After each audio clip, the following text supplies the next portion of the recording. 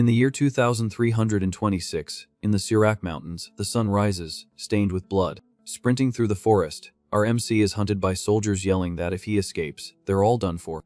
Not understanding a thing, the boy flees, out of breath, wondering what the heck he did to deserve this.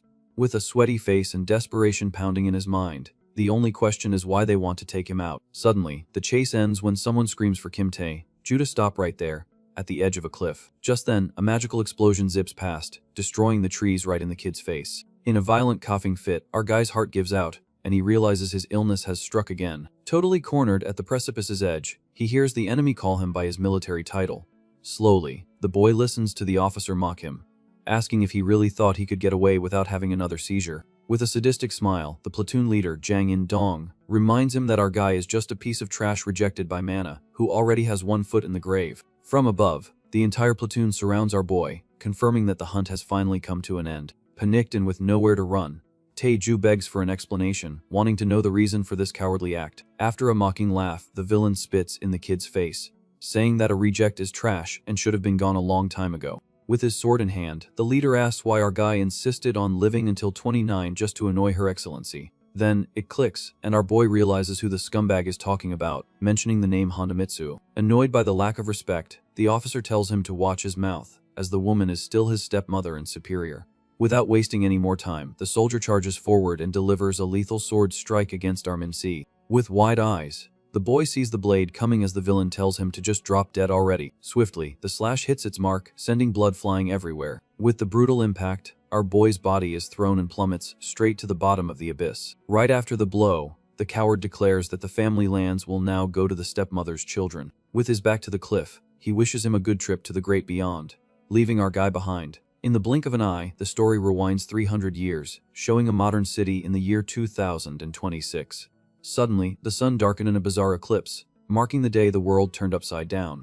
Falling from the heavens, a gigantic pillar of light brought the famous Mana to Earth, changing everything forever. Because of this bizarre event, 90% of humanity simply turned to dust in an instant. Soon the weather went crazy, cities crumbled, and the civilization we knew went down the drain. Back to the present, exactly 300 years after this apocalyptic chaos. From the ashes, the few survivors adapted to magic and built a new society. But the peace was short-lived as terrible monsters and poisonous plants emerged from the Mana, starting a new and bloody war. With the war raging, society created a hierarchy based on magical aptitude, where the rejects are at the bottom of the food chain. Being from an elite family, our guy reveals that his father is a super powerful, master-class general. But ironically, being the eldest son, he was born a reject who is slowly perishing, poisoned by his own mana. Just then, the consciousness of our boy, who was falling from the cliff, awakens in an astral space full of galaxies. Suddenly, the kid hears an old man complain that he tried to become immortal, but ended up in a place that mixes his home with a bizarre world. Staring the boy down, a white-haired old man bluntly asks if he has any idea where they are. Checking his own body, our MC sees the sword wound in his back and is shocked. Completely confused, he mutters to himself, unable to believe he's still alive after that fatal fall. Approaching slowly, the old man floats in this empty space, radiating an aura of respect. Demanding attention, the mysterious man tells the boy to get up and show his face properly. With a huge shock, the old man's eyes suddenly go wide as he focuses on the kid's features. In truth, the old man is none other than Tang Gun-ache, the feared poison demon and leader of the Tang clan, famous for being the absolute master of hidden weapons and the deadliest toxins in the martial world. During a brutal war where a demonic cult tried to destroy the entire world, this guy was the last line of defense. Full of power, the poison demon fought against the forces of evil with overwhelming energy. Capable of melting the enemy leader into toxic sludge, he dominated the entire Murim and, incredibly, possesses the same soul as our boy. Spending his final years meditating in the mountains, the master tried to transcend his mortal body. During the process, his soul left its flesh in search of true immortality. In that exact bizarre moment of fate, the ancient master's soul merged perfectly with that of our suffering MC. As soon as the two souls touched, all of the poison demon's memories flooded the kid's mind at once. In total shock, our little hero stares at the old man and asks if by any chance he is that legendary master. In an amused tone, the old man also accesses the boy's memories, seeing all the hardship he went through on modern Earth. Upon seeing the boy's life, the master realizes that they both share the same absurd potential, but had completely different fates. With great pity and anger, the old man notes that the kid was treated like trash his whole life just for being a mana reject. Finally understanding the situation, the poison master declares that this empty space is their shared mind. Faced with destiny, the old man decides to pass on absolutely all of his brutal experience and knowledge to the boy's body. In a very serious tone, he guarantees that if the kid trains hard with these new techniques, the tables will turn. His eyes shining with hope, our MC hears the promise that he too will become the supreme ruler of his own world. Suddenly, a blinding flash explodes in their shared mind, sealing the complete fusion of their two lives. Leaving one last piece of advice, the master's voice echoes, telling the boy to use this new power to live however he sees fit. After wishing him good luck, the old man's presence finally vanishes, leaving everything in our protagonist's hands. Back in the real world, the kid murmurs the master's name, opening his eyes with his face covered in blood in the middle of the dark forest. Getting up with difficulty, he realizes it wasn't a hallucination, as all the absurd martial knowledge is still fresh in his head. Feeling the pain in his body, the boy clenches his blood-soaked hands, trying to stay conscious. Dragging himself along the dirt ground, he figures he needs to act very quickly if he wants to get out of this cursed thicket alive. Close to his end, the kid decides to use the legendary technique that gets stronger the more poison the user consumes. By sheer luck, he notices the ground around him is covered with the most dangerous poisonous herbs in the region. Without a second thought, the madman grabs a handful of toxic weeds and shoves it straight into his mouth, chewing forcefully. Down the hatch, he endures the pain, focused only on the absurd will to keep breathing. In a quick trance, the plan is to convert all that fatal poison into pure martial energy within his broken body. Pushing the technique to its limit, a green aura explodes, finally breaking the invisible chains that held him as a rejected piece of trash. With his eyes glowing a sinister green, our MC vows he will survive and return the pain tenfold, starting with that scumbag captain. Meanwhile, not too far away, soldiers sweep the forest with flashlights, wanting to confirm if the target really kicked the bucket. Through the dark undergrowth, the troop advances cautiously, finding no sign of the crushed body. Suddenly, one of the goons stutters in fear as he shines his light into the darkness and finds our boy alive and kicking. With flashlights pointed, the soldiers back away, frightened, questioning how it's possible for him to still be alive. Noticing the different aura, the goon sees that the kid's vibe has suddenly changed. Faced with the bizarre scene, they wonder if it's a mana reaction, since our MC is building energy through poison. Nervous, the captain shouts, questioning how a reject could do that, and orders them to take him out before he becomes a nuisance. Suddenly, the poisonous aura explodes, completely shattering the invisible chains that bound the boy. Slowly opening his eyes, our MC glares at his enemies with a deadly look. In a swift move, he pulls out a knife coated in dark energy. Focused on revenge, the kid's expression glows with bloodlust. Suddenly, he dashes forward with absurd speed towards the squad, cutting through the wind. Surprised by the advance, the soldier's eyes widen with no time to react. Looking at his own hands, the kid marvels at the fact that he finally has internal energy coursing through his body. Clenching his fists, he feels the real weight of this new power. Ready for retaliation, the boy says he can now return the favor to all of them, in kind. Calmly, he greets Lieutenant Zhang, saying it's great to see him again.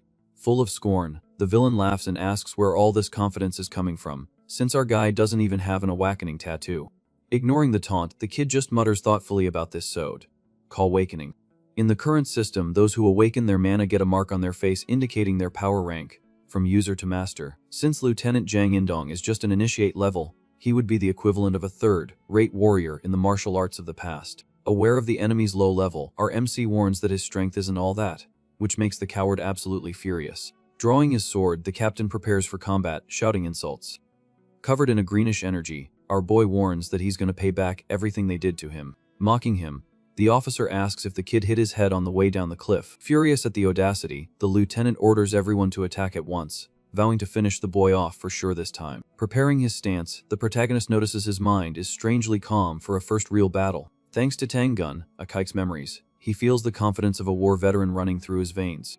Even though he was rejected by magic, the path of the poison demon remains etched in his soul. Fully focused, he whispers to himself that he can handle this. In a devastating blow, our MC invokes the art of the poison blade and fires an absurd greenish slash. Tearing through the wind, the blast of energy hits the squad head-on. From the violent impact, the goons are thrown far, dropping like flies. Using the ghost steps technique, the kid dodges the attacks at a bizarre speed, disappearing from view. Concentrating pure poison in his hand, he prepares his next brutal skill. With the poisonous blood palm, he strikes the enemies, releasing a deadly toxin into the air. Right after the impact, the green explosion throws everyone to the ground, breaking their defenses.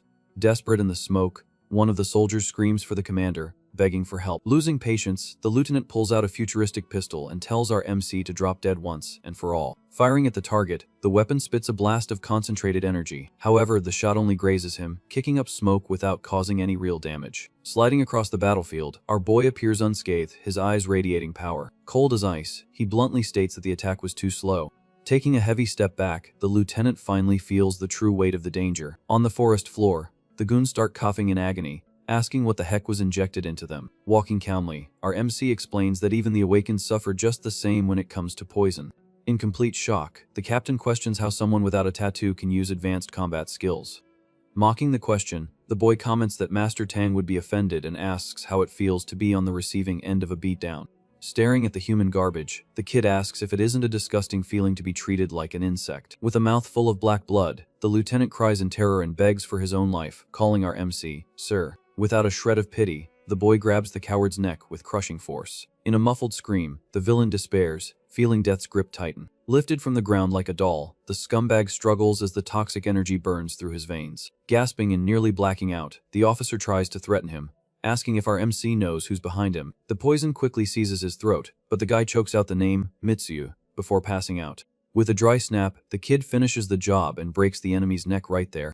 Covered in the blood of traitors, our hero drops the body to the ground, surrounded by the smoke of victory. With a smirk, he lets out a dark laugh, savoring the taste of revenge. Full of determination, he tells the wind not to worry, because he has no intention of going down quietly. Far away, the story explains that the Salmon Empire was formed by the merger of Korea, China, and Japan after the Great World Chaos. In the protagonist's hometown, called Paju, the arid lands are still under his family's domain. Inside a luxurious military office, an officer asks in shock if Taeju was discharged after an assassination attempt. On the other side of the desk, the report confirms that Jang In-dong's squad attacked him by surprise during a reconnaissance mission.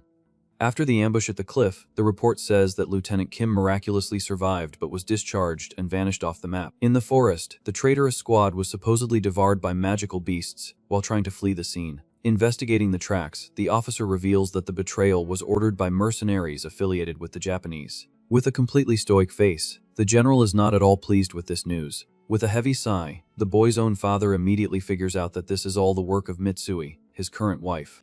This Honda Mitsui is the daughter of an elite Japanese family, and the wicked stepmother who always wanted our MC in a coffin. To ensure the Paju lands were passed directly to her own children, she waited her whole life for the reject to pass away. But since he insisted on living, even while sick at 29, the woman lost it and had her family send someone to erase the kid. Thoughtfully, the general admits the situation is serious, but the family lands are going bankrupt, and they desperately need financial support from the Japanese. Cold and calculating, he decides the only viable option is to swallow his pride and cover up this whole mess. Promptly, the subordinate understands the corrupt order and promises to clean up the tracks of the assassination. Shutting the door, the officer slips out, leaving the general alone in the room. Alone, the trash father tries to justify his cowardly act, saying the rejected son was going to perish from mana overload anyway. In his mind, he concludes it's better to ignore the crime to protect the healthy heirs than to start a war over a cursed son. Looking out the window to seal the final abandonment, he says he won't look for the boy and tells him to live the rest of his days in hiding if he wants to survive. Near the Empire's borders, the protagonist observes a massive city from the top of Jirisan Mountain. With a heavy backpack, he admires the impressive view of the free city of Guri. Beside him, an older adventurer called Chief asks if it's the boy's first time there. Smiling, the chubby man jokes that the newbie must not know much about the place, since he's so impressed. 300 years ago, Guri was just a small country town in old South Korea before mana changed everything. Since the Jirisan Mountains became filled with dangerous monsters, the emperor declared the region a free hunting ground. To encourage the slaying of beasts, the government eliminated taxes on magical items and turned a blind eye to illegal goods. Right after the liberation, mercenaries from all over the world flooded the city in search of easy money by killing monsters. Because of this, the chief explains that Guri became an economic powerhouse, producing 20% of all items in the empire. Despite the wealth, the veteran warns our MC to be careful, as the city is infested with dangerous criminals. Ready to head down the mountain, the team leader tells the group to get a move on and focus on the job. Adjusting the backpack, our boy agrees in silence, focused on his own goal. After surviving the cowardly army ambush, he had nowhere to go and needed a refuge. Alone on a rainy night, he decided to cut ties with everyone to focus on getting stronger. Disguised as a simple baggage carrier, he found the perfect cover in monster hunting. Since the Emperor's authority is weak in that region, it would be almost impossible for his family to track him. Besides being the perfect hideout, the Jirisan forest is full of toxic herbs and poisonous monsters, ideal for his training. Focused on martial arts, he still finds it bizarre to use that term but blindly trusts his inherited power. Thanks to fate, the soul of the poisoned demon Tang Gun, Eki merged with his moments before his end. Ironically, the assassination attempt orchestrated by Honda Mitsui ended up giving him supreme power. Since he doesn't have the strength or money for revenge yet, He uses the porter job to level up in secret. During the walk, the chief strikes up a conversation and asks who the boy thinks is the strongest in their group. Pointing to a red-haired swordswoman up ahead, the veteran reveals her name is Lee Ha-Nul and she's already a regular rank professional hunter. In this world, a regular rank is already a level above initiates, showing the girl has talent. Watching from a distance, our MC notices that the mana flow of another female hunter in the group is very strange. Suddenly, the woman's eyes roll back and she blacks out completely, collapsing to the ground. In an instant, the team panics upon realizing that a three-striped variant mosquito attacked the woman. Confused by the commotion, the boy doesn't understand why everyone is terrified of a simple insect. Without wasting time, the red-haired swordswoman jumps to the front, preparing a fire spell to toast the pest. With her eyes glowing with flames, she aims at the giant mosquito, ready to incinerate the flying creature. With a war cry, the redhead launches a massive fireball straight at the target. The explosion lights up the entire forest, turning the insect to ash in the blink of an eye. Once the shock wears off, our MC asks the chief why the whole group nearly had a heart attack over a single bite. Worried, the man explains that if that thing bites you, your mana simply vanishes from your body, and you pass out on the spot. Assessing the symptoms, the boy realizes this perfectly matches the poisons from Master Tang's memories. Discreetly, he approaches the fallen woman and decides to test his poisonous spiritual healing art. With his hands glowing with green energy, he draws out the toxin, and the woman wakes up with a jolt, asking what happened. Impressed by the effectiveness of his own power, the boy looks at his hands and notices he successfully absorbed the insect's poison. Not noticing the magical cure, the team chief suggests they retreat, since they don't have anti-insect gear. Suddenly, a loud noise comes from the bushes, grabbing everyone's attention. On high alert, the leader's eyes widen as he senses a heavy presence approaching. Immediately, the team draws their weapons and gets into battle formation, expecting the worst. From the bushes jumps a single, harmless bunny, breaking the tension of the moment. Relieved, the mercenaries start laughing, thinking it was a false alarm over a weak animal. Laughing at himself, the leader tells the crew to relax and get ready to head home. In the blink of an eye, the chief's expression changes from relief to pure terror. The red-haired swordswoman barely has time to turn before she's sent flying. With a brutal impact, a giant club smashes the group's defenses, kicking up dirt everywhere. From the darkness of the forest emerges a muscular orc, and right behind him, an entire battalion appears. Without warning, the green ambush surrounds the mercenaries from all sides, cutting off their escape route.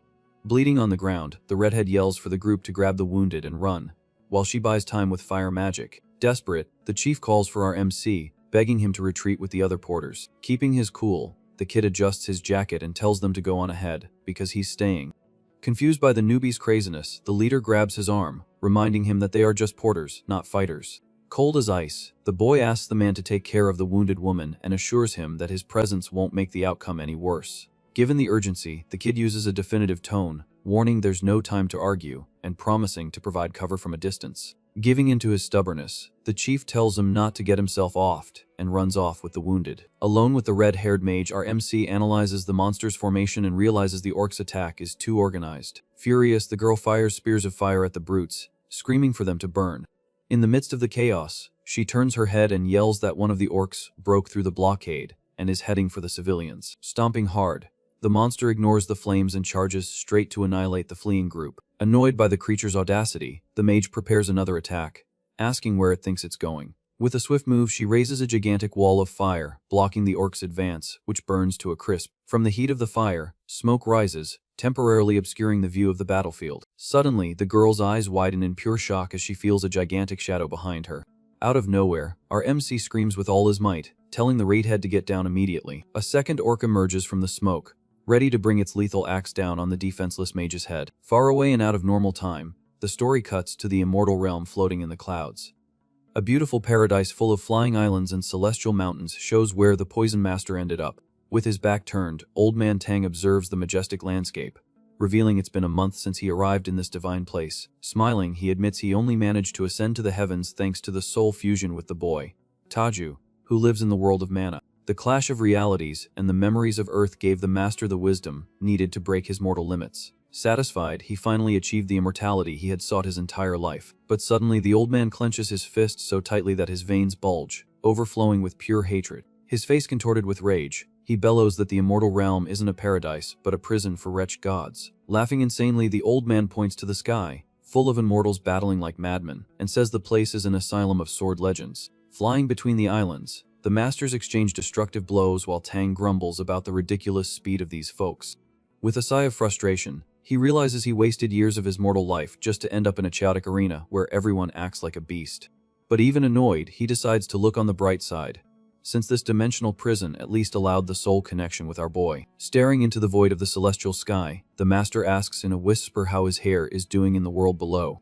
Thanks to the hellish environment, the demon says he became an absolute lord and sincerely hopes the kid can find happiness using this power. To overcome the madness of the immortals, the boy would need to reach the 7th star of the poisonous spiritual art and grow as quickly as possible. With a nostalgic smile, the master wishes for a future reunion and promises to look for new techniques to teach when the time comes. In the middle of his promise, he dodges a piece of rock that nearly cracks his head. Furious at the lack of respect, the chubby poison master bellows, questioning how a sword mage dares to underestimate his flying blades. Laughing like a psycho, he vows to end the swordsman and charges, breaking everything in his path. Back on Earth, the monstrous orc slams into the wall of flames and lets out a bizarre grunt. Before the beast can land the lethal blow, a voice echoes from nowhere, telling the mage to get down. The axe slashes through the air, creating sparks and nearly decapitating the redhead. With a grimace, the girl clicks her tongue, frustrated at not being able to react in time. From the bushes, a green aura cuts through at the speed of sound and hits the big guy head on. The impact throws the orc aside, saving the mage's life at the last possible second. Sliding in with style, our MC lands on the ground, ready to show them how the job is done right. Focused on the target, he mutters to himself that he's finally going to test his new wide area hidden weapons technique. In a fluid motion, dozens of green, energized coins explode from his hand, tearing through the green horde like paper. The projectiles pierce flesh and bone in the blink of an eye, slicing through the entire orc battalion. In less than a second, the metallic rain clears the battlefield, leaving only silence and the smell of blood. After the lightning-fast attack, the kid lands softly as the used coins pop onto the ground. Surprised by his own feat, he admits he didn't expect to wipe everyone out in a single hit but confesses it was pretty satisfying. Nearby, the mage is still unconscious, leaving the boy unsure of what to do with her. Not wasting time on moral dilemmas, he decides the best option is to bail quickly before the rescue story brings trouble. The main plan is to disappear off the map and not let the news of this massacre reach his father's ears in the Empire. With a smirk, he mentally thanks Old Man Tang for completely changing his rejected life in just 1 month. While packing up, he notices he forgot to put away his improvised weapons, and sighs, remembering that hiding evidence is a pain. Crouching on the ground like a child, the kid starts picking up the scents, grumbling about the high production cost of that bizarre technique. Focused on the collection, he remembers that at the 7th level of the technique, retrieving the weapons would be automatic, so the goal is to level up like crazy, and fast. During his search for the last lost coin, he looks around and approaches a giant tree. As soon as he finds the piece stuck in the bark, his expression changes. Pinned by the coin, the 3-striped variant mosquito is stuck to the tree, wiggling its legs. With a serious look, his mind starts working, putting the pieces of what just happened together. Immediately, our MC injects mana into his hand, feeling the exact resonance of the toxin that affected the swordswoman minutes before. Aware of the reports, he knows very well that this region was never the natural habitat of the cursed mosquito. With disgust, he analyzes the crushed insect that knocked out the redhead in 1 hit. The real danger of the poison isn't the bite itself, but the way it dissolves the life energy inside the host's body. The effect makes any mage temporarily lose their connection to mana, dropping to the ground like a rock. Connecting the dots, the kid compares it to the energy dispersing toxin very common in the old martial world. The big problem is that on modern Earth, people still don't know the cure for this energy-focused poison. Optimistically, he deduces that if he can analyze the exact components through the master's memories, an antidote can be created soon. And the first step is Bizarra open his mouth, pop the whole mosquito in there, and give it a good chew to get the essence. Wiping his lips with the back of his hand, he swallows the insect hard, processing the crazy thing he just did in the name of science. In a few seconds, his brain processes the taste, and he confirms that the chemical components are identical to those from the other world. Licking his lips, our MC gives a calculating smile, knowing he just needs to gather some herbs nearby to make the cure. He plans to test the recipe as soon as he gets back to camp, smelling pure profit. However, the moment of peace dies as soon as he feels a weird vibration shaking the ground. Startled, his eyes widen, alerted by the bizarre aura coming from behind him. From the darkness of the trees, a monstrous orc with runic tattoos reveals itself, breaking through the thicket. Unlike the common ones, this giant elite has eyes glowing blood, red, and gutturally commands a human to perish. From its colossal size and strange ability to speak, the kid knows he's not dealing with just any forest creature. Aware of mercenary rumors, he recognizes the monster as an extremely rare and dangerous awakened elite. Completely tense, he wonders what madness is happening in the mountains for this many anomalies to sprout out of nowhere. Roaring with fury, the abomination attacks, bringing its axe down with overwhelming force. The monster quickly focuses on its target, preparing a clean strike. The brutal impact of iron on the stone ground creates a fissure, tearing the earth and shaking everything around. Sent flying by the impact, our boy narrowly dodges, feeling the wind from the attack on his back. Landing firmly, he grabs a few coins from his pack, betting that normal attacks might not even scratch this beast's hide, and decides to go all out at once. Gathering a lot of energy, he activates the technique at a higher level, shaping the coins into a large cone of light called a single flash. The concentrated attack cuts through the air toward the creature's chest with absolute piercing power, but the elite reacts, raising its massive black axe like a shield. With a dry thud, the strongest flying dagger technique explodes against the steel without causing a shred of real damage. Watching the smoke clear, the kid's expression hardens, confirming his suspicion that he needs something more. If the concentrated blow failed, he notes that throwing multiple daggers at once would be suicide against this natural armor. Furious, the red-eyed monster breathes heavily, focusing entirely on its tiny enemy. Giving up on the coins, our MC inflates his hand with dense poison, betting that the blood seal palm will be enough. In the middle of his run, he shakes his head, frustrated for having retreated at a crucial moment of danger. He wonders how pathetic Master Tang would find this fearful posture and decides to swallow his pride. It hits him, and he understands he got too arrogant just because he wiped out some dumb orcs minutes ago. Covering his entire body with greenish flames of pure toxicity, he prepares for the final charge, vowing that nothing else will stand in his way. In a continuous motion, he advances, breaking the sound barrier, repeating the absolute motto of the poison demon. The orc's axe and the boy's toxic aura meet in the middle of the clearing.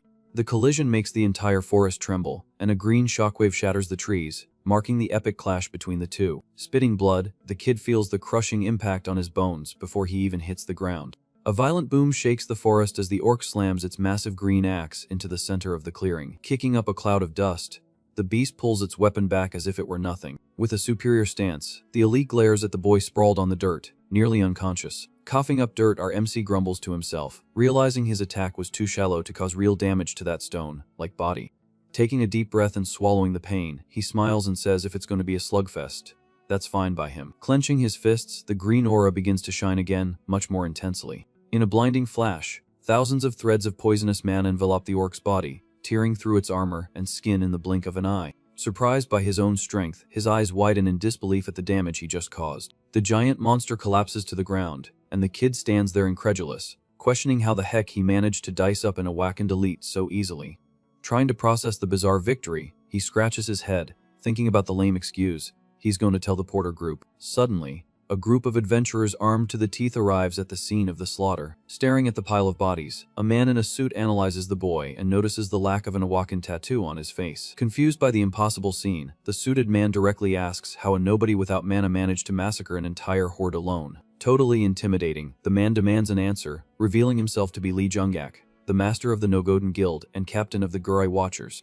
Sensing the overwhelming aura, our MC immediately realizes he's not dealing with just anyone and decides to act very carefully to not reveal his poison secret. Focusing on the act, he bows his head in a humble posture just as the Porter chief arrives, shouting his name. Running desperately, the old man ignores the boy and frantically asks about the state of the precious cargo. Relieved, the kid points to Master Lee, saying the knight arrived just in time and saved the day. Surprised by the illustrious presence, the chubby chief bows his head, thanking him and apologizing for the delay. In the shadows, the story explains that since Guri is a free city far from the emperor, the people are governed by an autonomous committee. And this Lord Lee Jungak is not just a powerful master but also one of the three big shots who control public safety in the region. Shaking in his boots, the chief taps our MC on the back, whispering that they need to pay a bribe so this guild doesn't crush them. Forcing the issue, the old man tells the boy to properly thank the one who saved their lives in the chaos. Confused by the lie, the guild master stares at the kid, trying to figure out if he's really just a pathetic porter. Laughing nervously, our MC confirms the act, swearing it was the red-haired mage who obliterated all the orcs by herself before fainting from exhaustion. Luckily for him, the guild soldiers arrive carrying the unconscious swordswoman and confirm the fabricated story. Out of patience, the suited master turns his back and orders his troop to collect everything and get out of there. Staring into the dense forest, the Lord sighs, finding the whole thing very suspicious, but decides not to dig deeper. Before disappearing into the shadows, he turns his head and warns the boy not to cause trouble in Guri, as a next encounter would be very unpleasant. Sighing in relief, the chief celebrates that the Lord is finally gone and advises the kid not to get too confident. To survive comfortably in the city, he warns that it's best to avoid crossing the guild's path as much as possible and live like a shadow. Curious about the advice, our MC asks if Lord Lee is really such a bad guy, since he just seemed a bit arrogant. Without mincing words, the veteran explains that the guy is corrupt to the core and only pretends to be a hero while taking money from criminals. Resigned to this trash world, the chief says masters are like natural disasters, and the best thing to do is always run away from them fast. Adjusting the torn backpack, our boy gets the message perfectly. Looking at his own reflection in a puddle of blood, he reflects on the bizarre last month of survival after the soul fusion. Totally ashamed of his own actions, he bows his head and apologizes to the spirit of Master Tangun Ache, promising change. His eyes glow a deadly green as he vows to stop acting like a complacent coward, just because he got a little bit of martial power. As the afternoon ends, the city of Gorey lights up, revealing the lights and progress of the free metropolis. Due to the absurd danger of the region, very few doctors dare to open hospitals there, making it difficult to treat any serious injury. Most of the healers operating in the shadows are rejected mercenaries who fled the law, so normal folks avoid them like the plague. Thanks to this, the city's drugstores have completely dominated the local market, healing the wounded on the fly. In these shops, pharmacists have full government authorization to prescribe and sell absurd magical items right over the counter. Focused on sure profit, mercenaries prefer to spend rivers of money on efficient potions, rather than risk their lives in a dirty clandestine hospital. Completely hooded and masked, our MC faces the heavy rain, holding 3 small brown vials filled with liquid gold. Tired to the bone, he mutters about how he suffered for a whole month, just to create this chemical masterpiece. Focused on getting rich, he celebrates achieving the 3rd phase of the spiritual art of poison, ensuring he won't get beaten by any half-baked orc now. Smiling at his own future, he drills it into his mind that if he closes this deal, he won't have to work like a mule on the mountain anymore. Pushing the glass door, the bell of Bake's drugstore rings, announcing the mysterious customer. From behind the counter, the friendly receptionist welcomes him while arranging the shelves of mana potions. Cold and direct, she asks what he wants to buy, suggesting instant magic bandages or common herbs.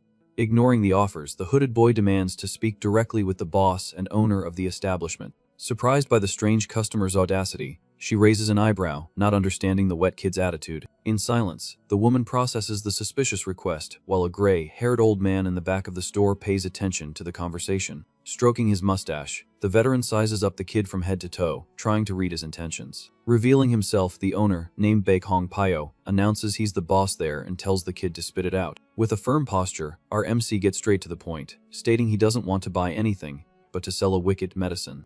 Sighing with pure boredom, the veteran pharmacist complains about how every day some street vendor shows up thinking they've invented sliced bread. Turning his back scornfully, he tells the boy to go to the flea market, because his elite pharmacy doesn't accept crappy homemade potions.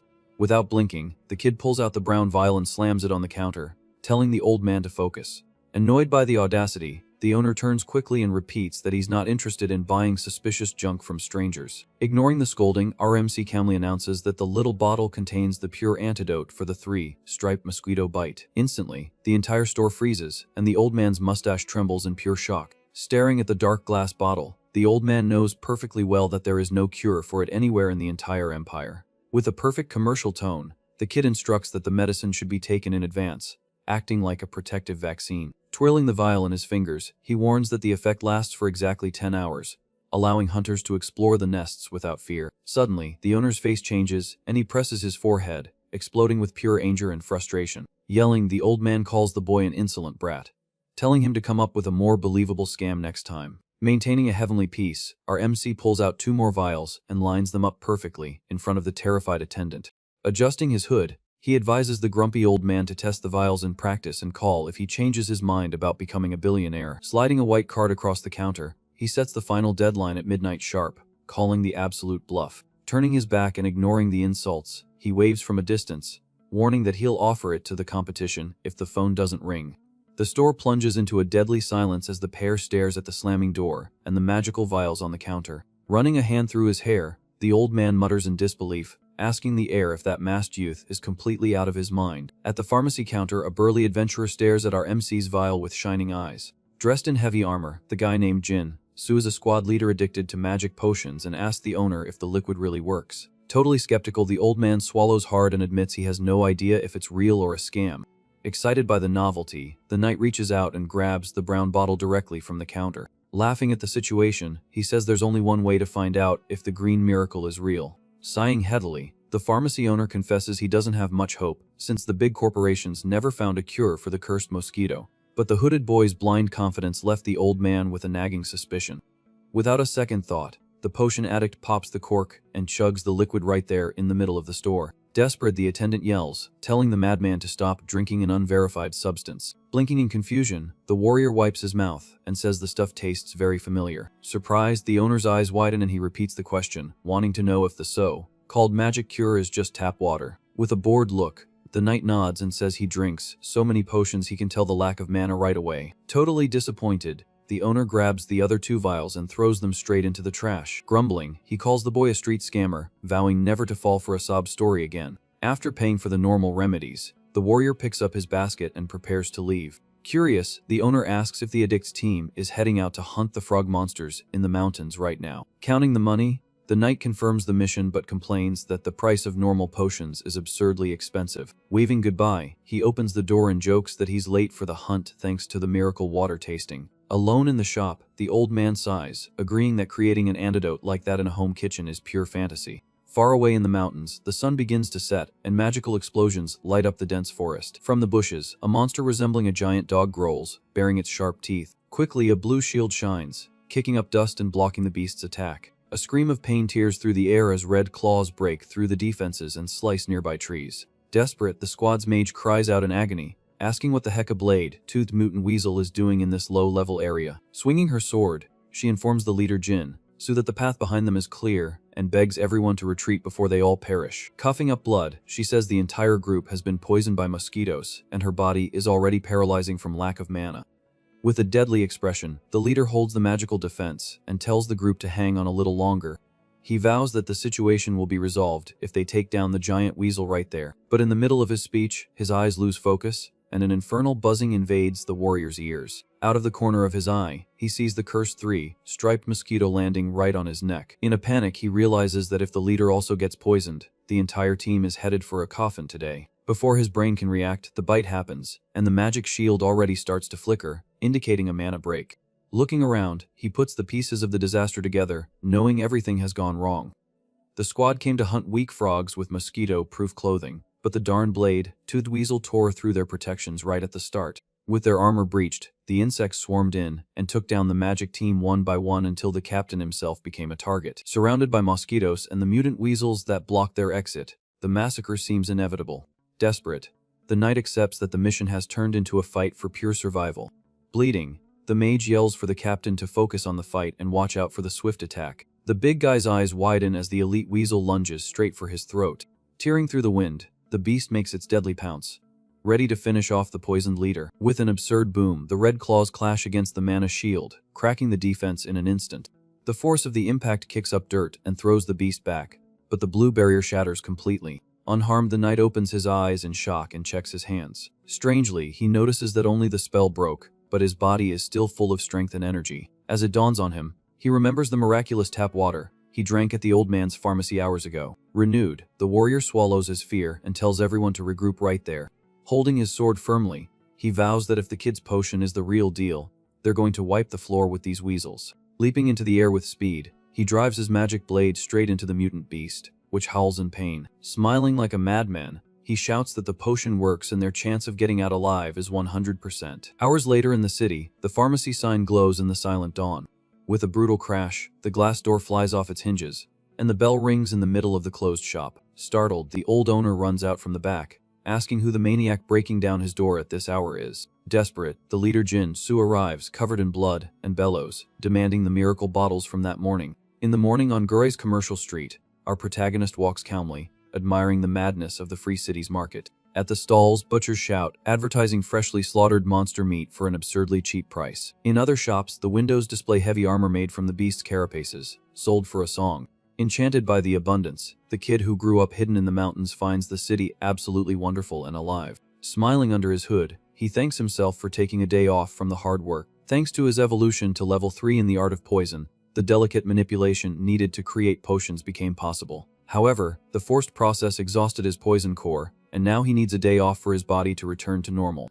Back in the present, he finds himself in a luxurious penthos, signing paperwork with the drugstore owner and laughing at the situation. Agitated in all business, like the grumpy old man changes his attitude completely and says he'll buy absolutely all the stock. Sipping coffee, Our MC smirks and asks if the antidote worked miracles in the mountains and saved lives. Totally ecstatic, the owner says this cure will turn hunting in Jirisan upside down in a matter of days. Regretting his ignorance, the old man praises the boy, calling him a genius, and swears he didn't see the shining diamond in the rough. Changing the subject to what matters, he asks about the stock size, and is surprised when the kid gives an absurd number of 60,000 vials ready for sale. Full of cunning, the boy warns that if the bottles run out, he can forge many more without breaking a sweat. Reading the crazy contract, the old man notes that the production cost of each potion is 10,000 won, and he wants to sell them over the counter for 50,000 a unit. Holding back a laugh, our guy doesn't mention that he spends less than 100 won to make the stuff with weeds from the mountain, pretending the offered profit is totally fair. Quickly adding up the money, he realizes he's going to make an easy 3 billion and smiles at the ceiling. Changing the contract a bit, the boy suggests supplying the medicine exclusively for 35,000 won a bottle, cutting a good chunk of his own profit. Curious about the intentional loss, the old man asks why he would lower the price so drastically. Looking at the old man's resume, he mentions that the pharmacist secretly runs the main orphanage in Gurai, donating his own profits to the kids. In exchange for the low price, our MC holds up the contract and asks for just a safe space inside the shop to manufacture the antidotes in peace. Charmed by the inventor's good heart, the owner shakes his hand firmly, calls it a divine miracle, and seals the partnership to get rich while saving the world. With the billion-won contract signed and his pockets full of cash, the kid struts down Gurai's main street. Hiding in an alley, he notices several shops full of cool gear he could never afford when he was a broke porter. Suddenly, a bald vendor at a weapons stall shouts, trying to get his attention and push his merchandise. Turning his head, the boy raises an eyebrow, surprised to be picked out of the crowd. Rubbing his muscular arms, the vendor guarantees his forge is the best in the region and tells our MC not to look anywhere else. Full of slick talk, the muscular bald guy even throws in a cheap pickup line, saying that because he's a handsome guy, he'll give him a special discount. Uncomfortable with the bizarre compliment, the boy immediately refuses, saying he doesn't need anything at the moment. Before he can take a step, the vendor grabs the kid's shoulder with a vise-like grip. Forcing the issue, the bald guy tries to drag the customer into the shop, insisting he just take a quick look, no strings attached. With a deadly glare, the boy simply plants his feet on the ground and pushes the giant's hand away with absurd ease. Impressed by the immense strength, the vendor immediately realizes the kid has an internal energy worthy of a 3-star master blacksmith. Fascinated, our MC enters the shop and starts running his hand over the displayed swords, admiring the gleam of the blades. Observing every detail, his eyes glow green, noticing that the finish on the weapons is incredibly perfect. Changing his mind, he mentally admits the bald guy wasn't lying and that the shop really has high-level equipment. With his confidence restored, he turns to the owner and asks directly if the guy can forge a custom order of 100 pieces. Handing a drawing over the counter, the boy asks for daggers in the shape of willow leaves, a type of weapon extremely rare in the current empire. Analyzing the paper, the blacksmith frowns, noting that the blades are too small for normal combat use. Smiling, our MC asks if the order is impossible. Pounding his chest, the bald guy says it's a piece of cake but warns that the base material needs to be mana steel to cause damage, and he's low on stock. Calculating the cost in his head, he estimates a price of 250 million won, considering the rare material and labor. Swallowing hard, the kid accepts the $1 million price on the spot, realizing that Master Tang's techniques burn through money at an absurd speed. Sealing the deal, our MC gives the delivery address and leaves the shop with the order secured. On the street, he crosses the daggers off his list and mutters that the next priority is to find armor that can withstand an orca's punch. In the memories of the martial world, Master Tang wore long robes full of hidden pockets, perfect for storing potions and weapons. But wearing a historical robe in the middle of a modern city, he admits he'd look like a crazy cosplayer, drawing too much attention. Looking at the shop windows, he wonders where he'll find a modern piece of clothing that can hide all this lethal junk. Out of the corner of his eye, he notices a chick mannequin in a luxury boutique across the street. A saleswoman with fox ears hands out flyers at the door, advertising a new collection of coats made entirely from monster hides. Noticing a stylish long overcoat, he realizes the internal pockets are perfect for hiding his poison vials. Smiling at the mannequin, the boy nods to himself, praising the piece's good taste and practical design. Entering the boutique, the boy finds the place empty except for the red-haired swordswoman arguing with a suited manager. Recognizing the woman from the massacre, he thinks about turning back to avoid trouble and having his identity leaked. Immediately, the redhead turns her head and calls his name in front of everyone, stopping his escape. Cornered by the manager, she approaches the kid and explains that she tried to take credit for the orc's demise because the guild started asking dangerous questions. Full of guilt, the mage admits she only fainted from exhaustion after the boy himself had already cleared the battlefield. Sincerely, she says that even though she took the glory, She wouldn't forget who really saved her, and thanks him from the bottom of her soul. Grateful for her discretion, the boy nods, not quite sure how to react to such honesty. Embarrassed, he cuts the conversation short, saying the redhead should calm down because he only attacked the orcs to test his own poison, not out of heroism. Sighing, he questions if he really deserves all this gratitude since he saved her life almost by accident.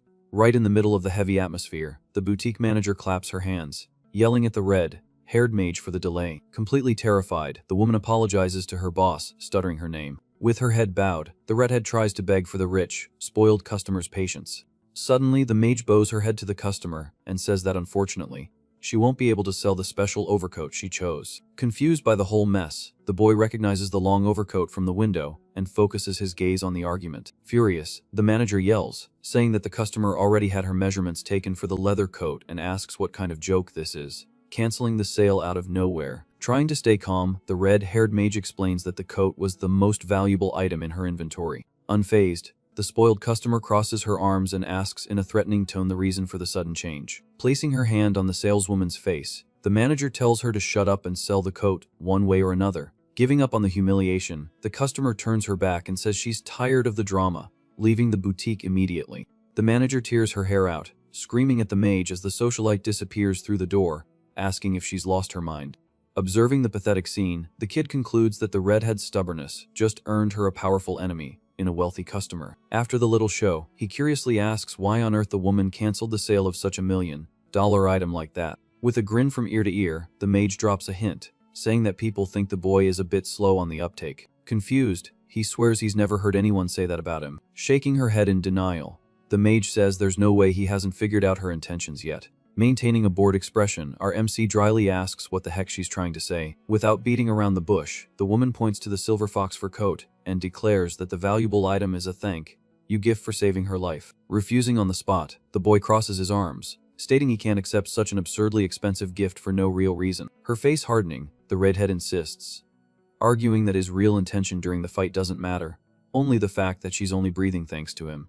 In an almost melancholic tone, she says she'd rather give her most valuable material possession now before one of them ends up perishing foolishly in the mountains, just like her old boyfriend. With wide eyes, our MC finally understands the weight of the gift, remembering that he spent his whole life only receiving criticism and insults from his useless family. Used to contempt, he remembers his stepmother and siblings always laughing at his illness. But now, feeling the warmth of a stranger's sincere gratitude, he lets out a small smile. Breaking the ice, he finally lets his guard down and accepts the mage's gift. Very excited, the redhead claps her hands happily and tells him to go get measured quickly before he changes his mind.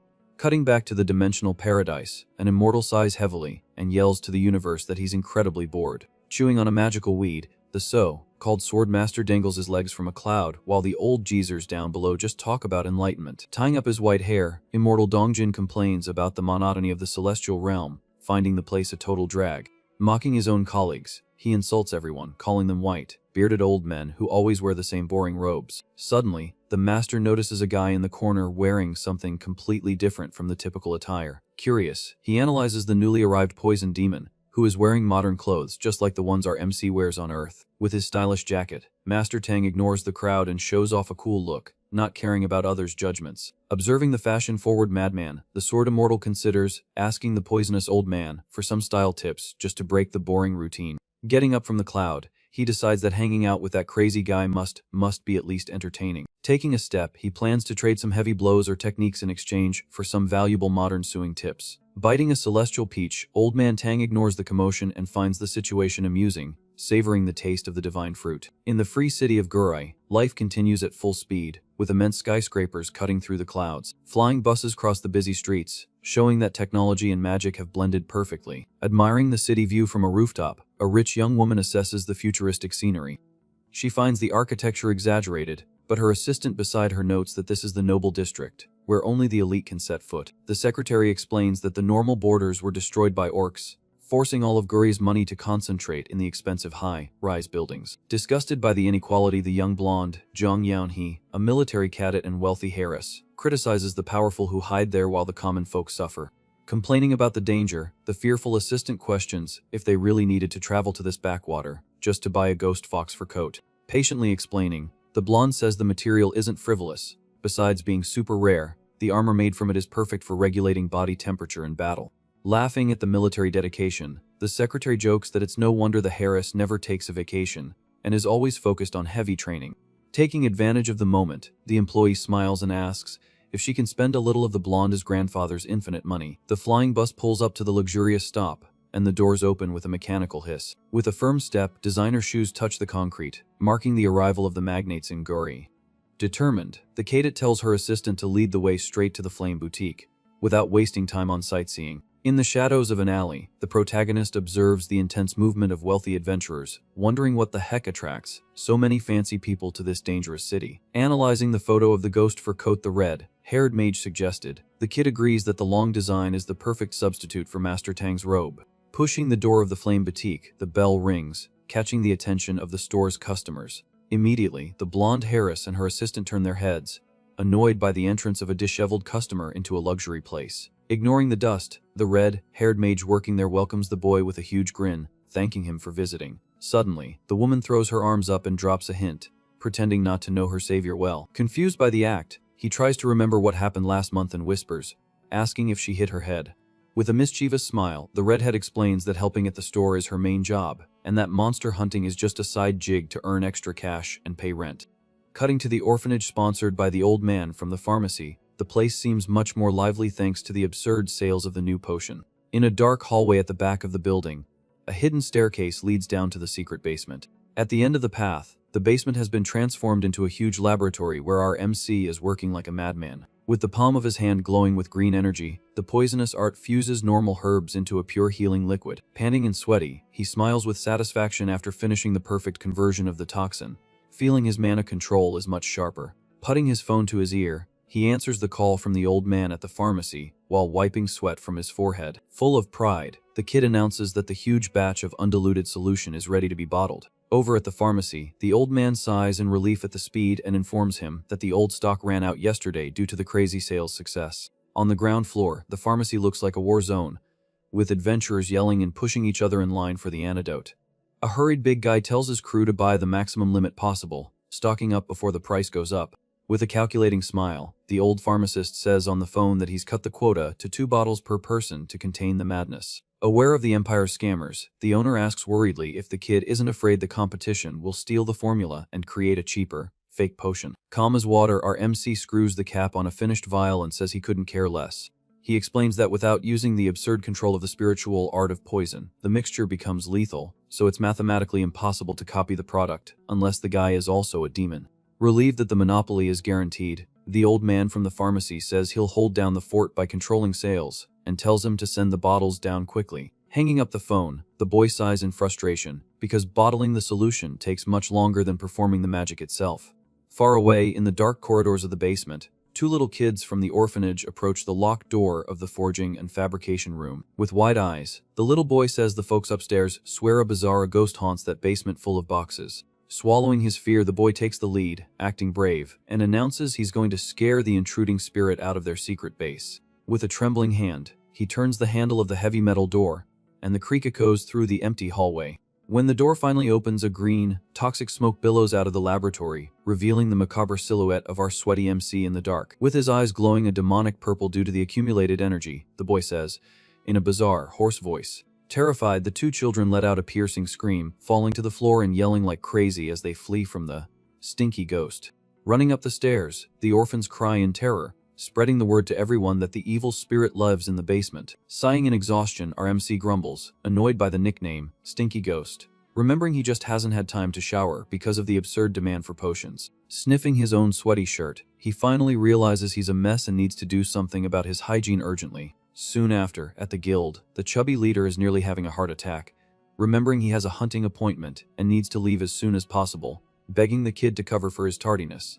Wearing a clean shirt, our MC knocks on an office door, and a female voice immediately says to come in. Walking inside, the suited woman with long legs and a professional posture asks if he is the famous Kim Tae-ju. Recognizing the boy, she strikes up a conversation, saying her father, the pharmacy owner, mentioned the new, multi-million-dollar partnership between them. Surprised by the family connection, the kid extends his hand in a polite greeting, feeling that business will go smoothly. With a gentle smile, the woman named Baek Seo, Yeon, who helps take care of the orphanage, returns the handshake, thanking him for his hard work.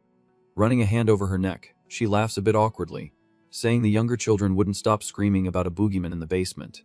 So she came down to see for herself if everything was okay. Cutting to the real objective, she pushes a heavy wooden box with the MX workshop, melee weapons, written on it, revealing the package he was expecting. The kid's eyes light up as he reads the label, and he thanks her immensely, saying the blades arrived at the perfect moment.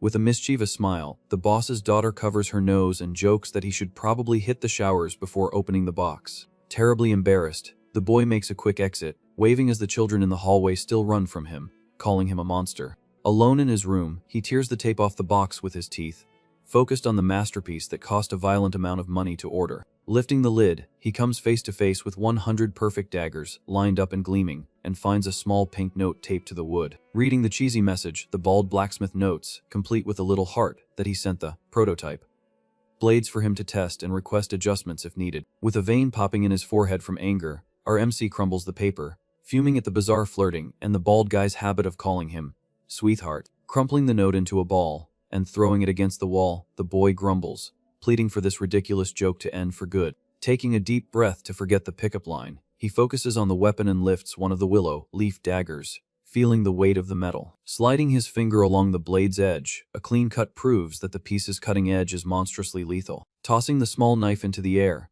he spins the weapon with mastery, testing its perfect balance. Wielding the dagger firmly, our MC smiles confidently and decides there's nothing to adjust, as the weapon is the ideal size and shape he needs to send any orc to heck. Dressed in clean clothes, he remembers the red-haired mage who offered to pay for the extra daggers with a huge discount in exchange for the miracle in the forest.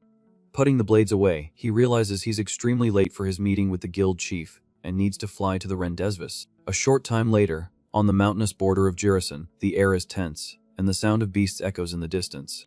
At a temporary military camp, armed soldiers sweep the terrain, preparing for the next slaughter in the infested area. Walking calmly with his hands in his pockets, the kid calls out to Chief O from a distance, announcing his arrival. Relieved, the chubby leader raises his arm and shouts, thanking the boy for not letting the group down on such an important day. With a firm handshake, our MC turns on the charm and says the honor is all his, promising to focus 1000% on the lethal hunt that's about to begin. Smiling gently, the boy says it was nothing, and that he's always ready to help the guild. Suddenly, a jerk with an angry face taps the sheath of his sword against his leg and curses at our MC, telling him to bow and apologize. With a ridiculous ponytail, the initiate rank mercenary Jang Won-jun complains about their socializing and tells them to focus on the job. Walking past the primped-up guy, our MC calmly warns him that he's crossing a dangerous line, reminding him that he arrived on time and has no reason to apologize to a nobody. Furious at the response, the initiate half draws his sword and threatens to cut the useless porter's face right there, a guy with no mana tattoo.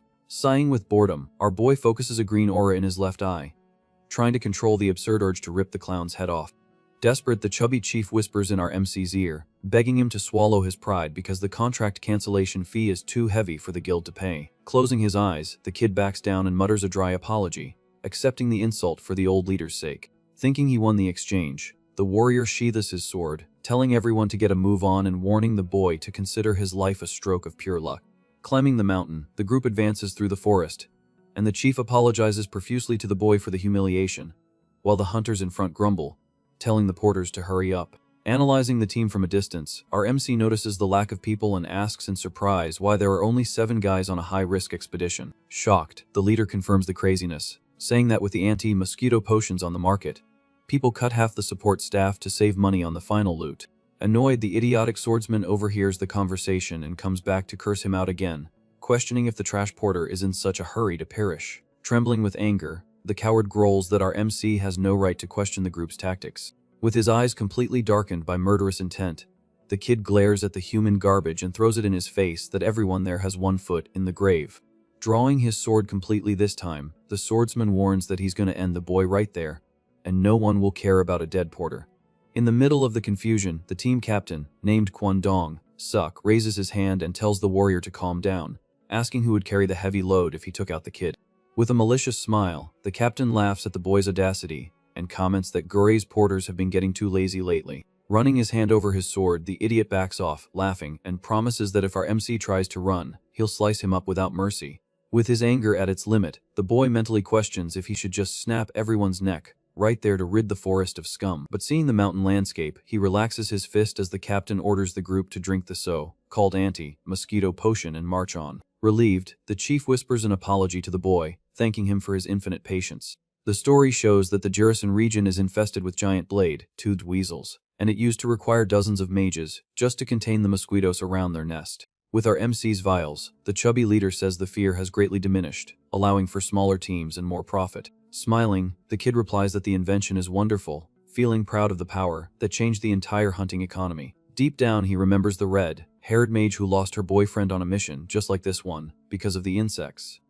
Tipping his own vial to his lips, he pretends to drink but knows that the real change his power brought wasn't just saving weak lives. Watching the backs of the idiots laughing up ahead, our MC's murderous intent leaks out uncontrollably, darkening the air. Feeling his own blood boil, he wonders if he should just annihilate the entire team and leave no witnesses. The truth is, Master Tang's soul didn't just change the boy's body, it also infected his mind with the morals of the martial world. Thanks to the inherited poisonous heart, the boy's passive nature died, and now his primary instinct demands he eliminate any trash that disrespects his strength. In the memories of the shared soul, the toxic heart of the poisoned demon pulses with pure warrior pride. Falling from the sky like a black lightning bolt, Master Tang destroys enemies with a single move, showing how the ancient world worked. Back in reality, our MC ignores his own bloodlust and tells the chief to stick close to him during the hunt to avoid accidental demise.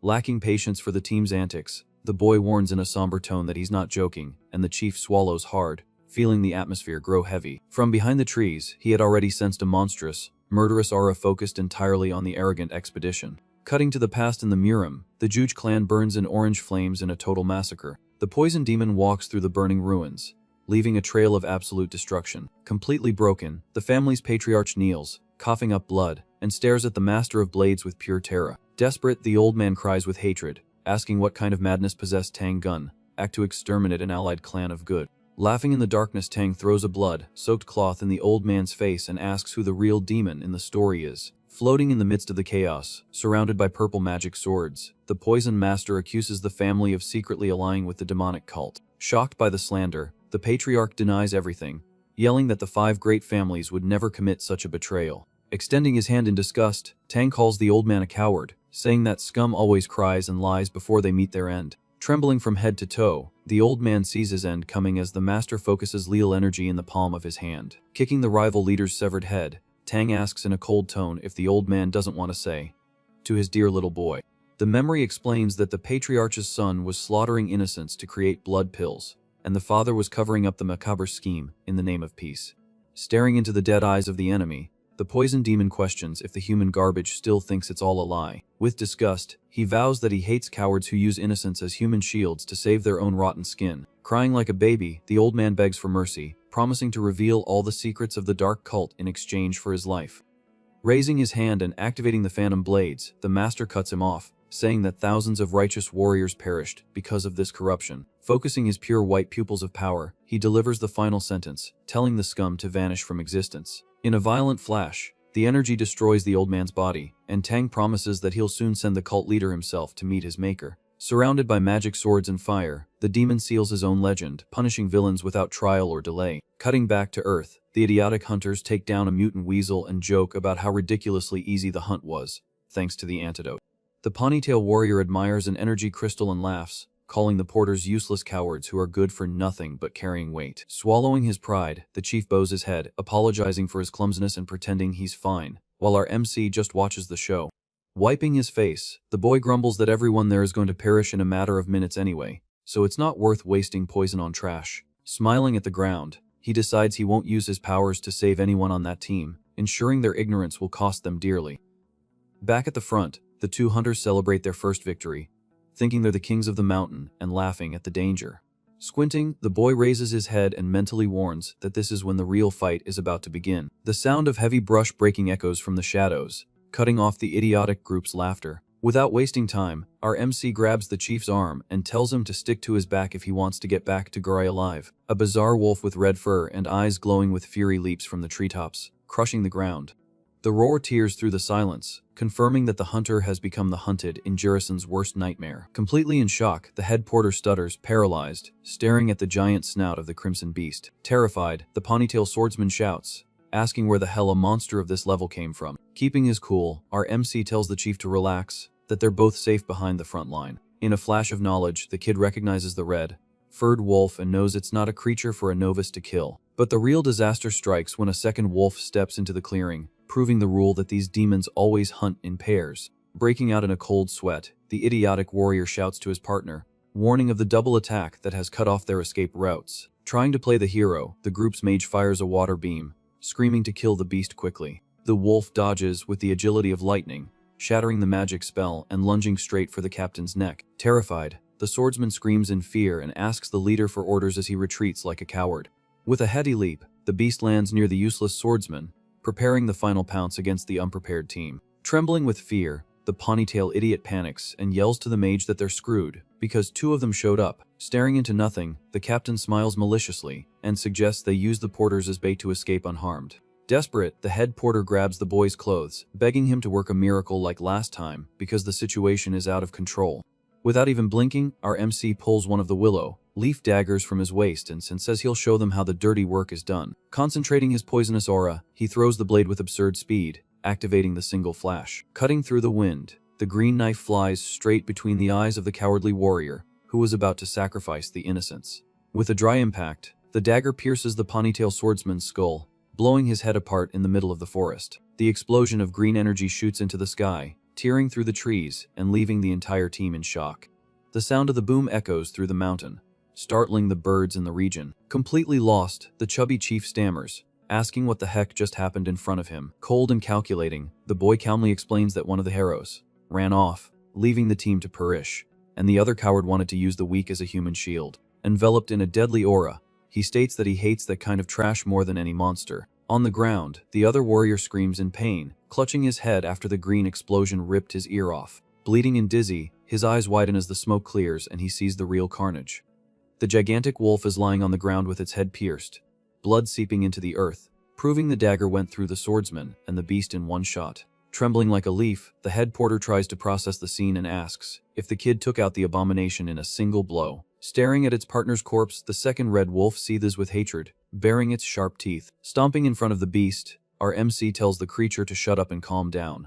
Overflowing with dark energy, the boy warns the monster that he's having a very bad day, and if it takes one more step, it'll become a rug. Turning his face to the earless hunter, the kid asks if he always acts like a rat on missions. He bluntly questions if it's routine for that group to throw the weaker members to the wolves to save their own skins when the tables turn. Desperate, the crazed warrior shouts, trying to justify himself, saying it's the law of the jungle, and that the weak must perish for the strong to survive. With narrowed eyes, the boy absorbs the pathetic excuse and smiles. Agreeing with the guy's rotten logic, our MC declares that then he'll love to get a taste of his own medicine. With a superhuman leap, the kid jumps behind the furious beast, leaving the two face to face. Landing on a high rock, he tells the surviving wolf to attack the remaining warriors. Confused, the earless guy doesn't understand the macabre move. Relaxed on the rock, our MC explains that he already took care of the pack leader, and now it's a fair fight between the beast and the brave warriors.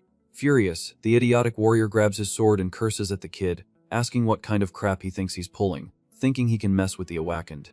Losing patience, he turns to the group's mage, telling her to attack as well, swearing the two of them can handle the beast easily. Screaming in rage, the earless warrior raises his sword, promising to cut the kid to pieces right after. In that same second, the wolf attacks and tears the other mage in half, sending blood flying everywhere.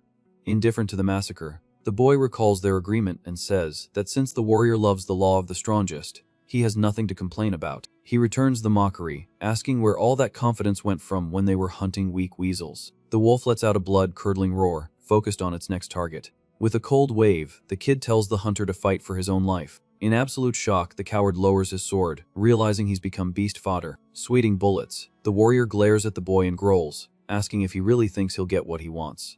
Boiling with hatred, the monster scrapes its claws on the ground, ready to tear apart its last target.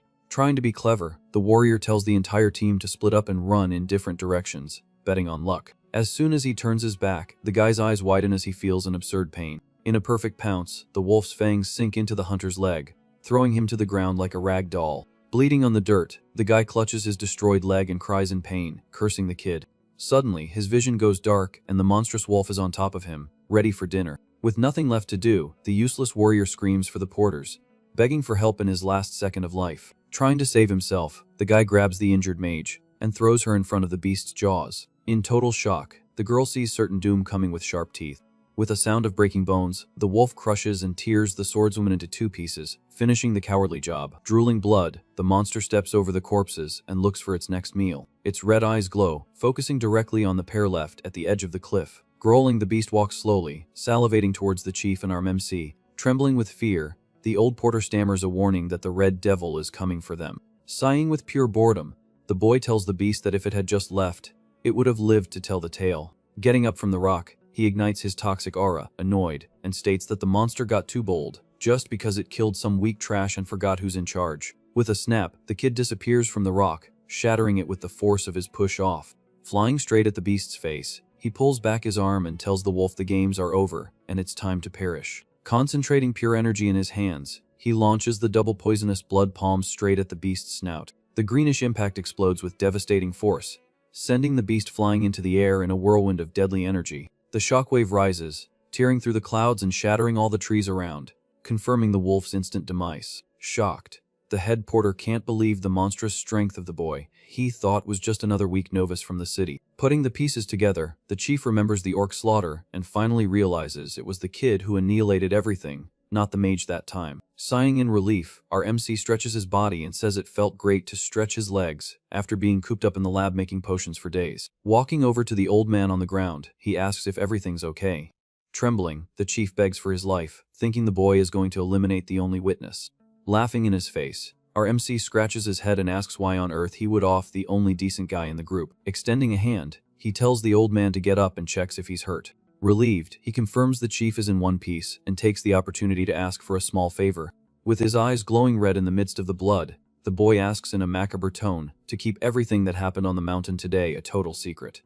Understanding the threat, the old man agrees, nodding his head and repeating that he saw absolutely nothing in the forest and has amnesia. Thanking him for the partnership, the kid suggests they get out of there quickly before more unwanted visitors arrive. Staring at the bodies of the fallen warriors, he thinks, cold and calculating, that the other monsters in the forest will clean up the mess by eating the remains.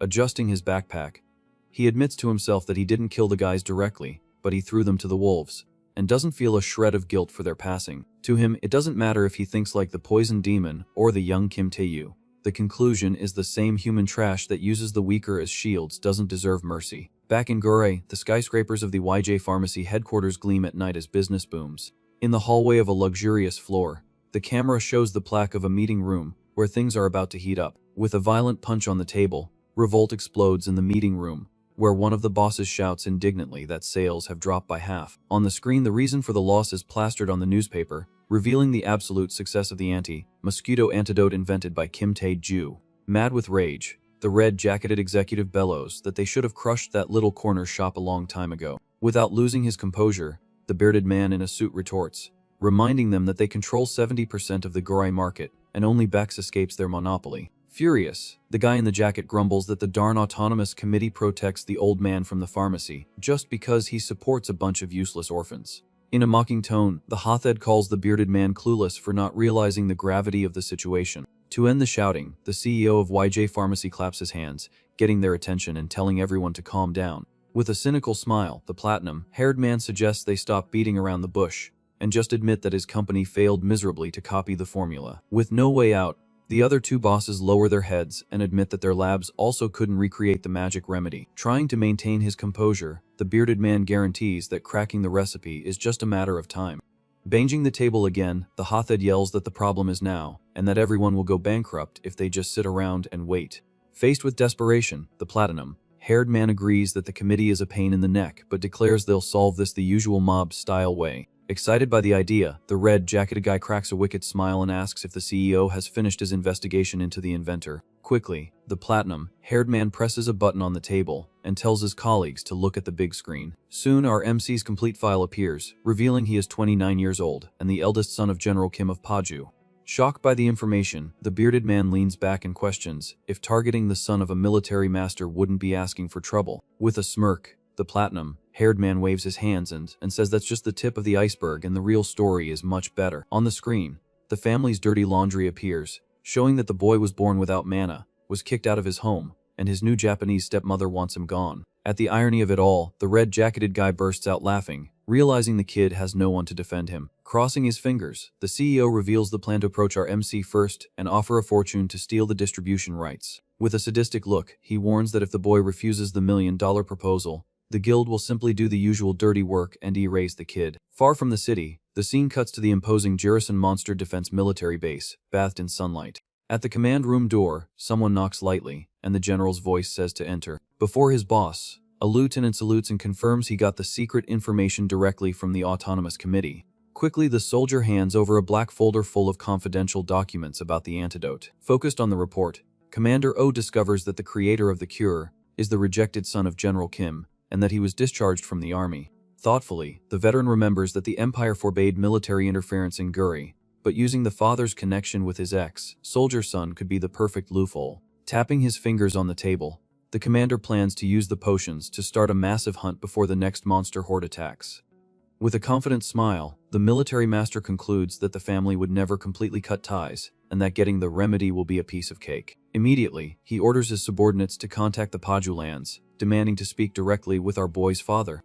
Hundreds of kilometers away, the phone is slammed down inside the luxurious office of the protagonist's father. Visibly annoyed by the news, the general grumbles that even a useless worm can struggle before it perishes. Laughing at the situation, the Japanese stepmother fans herself and asks how her 6 stepson learned to make magic potions. Feigning concern, the shrew picks up her phone and says she'll buy tickets to Gori, as the kid might get scammed for having too much money. Tired of his wife's manipulations, the father turns his head and simply tells her to leave the boy alone once and for all. Confused by the response, the Viper asks why, and her husband reminds her that they already erased the kid from the family register. With a fake smile, the woman insists that papers don't erase blood ties and that they have a moral duty to help the poor thing. Walking to the desk, she provokes her husband, who loses his patience and tells her to stop the act, reminding her of the assassination attempt.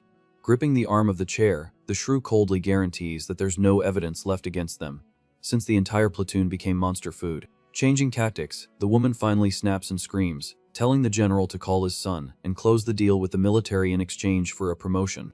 Shamelessly, the stepmother throws it in his face that her father's Japanese empire won't support their failing lands forever and demands he think about the future of their legitimate children. Completely cornered, the general clenches his hands tightly, trying to contain the rage of his own powerlessness. Fed up, he tells his wife to go there herself and beg for the potion.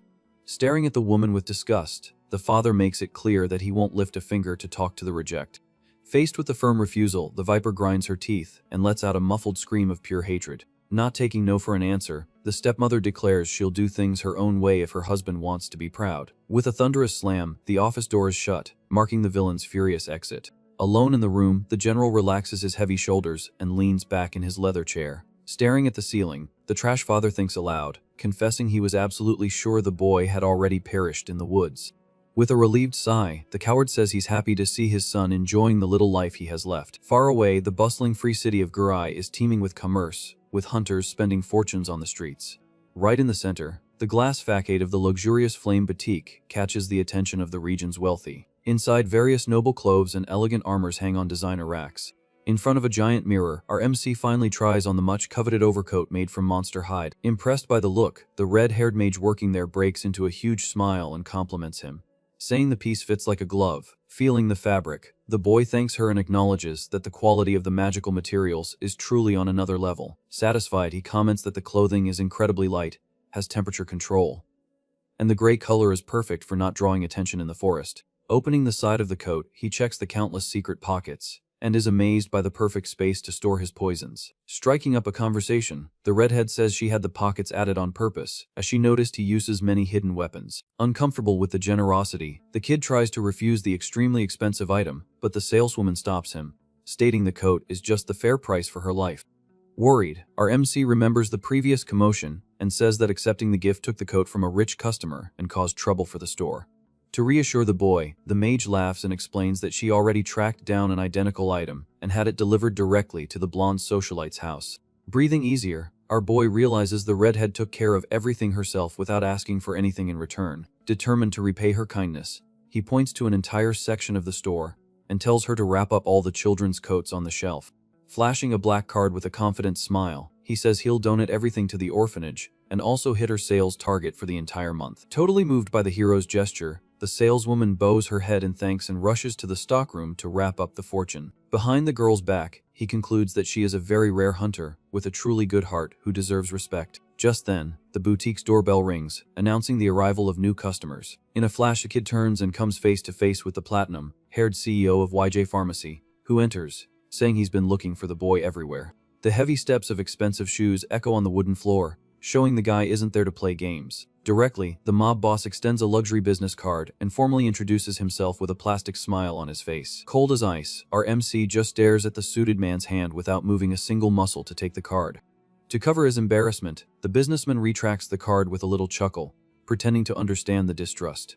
Having no patience for games, the boy cuts through the act, demanding to know what the trash wants and how he found his location. Adjusting his tie, the platinum-haired man states that the guild knows absolutely everything in Gurai and promises not to beat around the bush. Focused on the blackmail, the CEO changes his tone and asks for a little favor, demanding the boy provide the antidote formula to them as well. With a mocking smile on his face, the kid crosses his arms and bluntly asks if that's a request for a favor or a cheap threat. With a stern face, the mobster replies that for now, it's just a favor, but the protagonist's answer is a short and firm no. Intimidated, the boy turns his back while the businessman swears to pay triple the price and cover the fines, but our MC refuses, saying he won't throw his honor in the trash.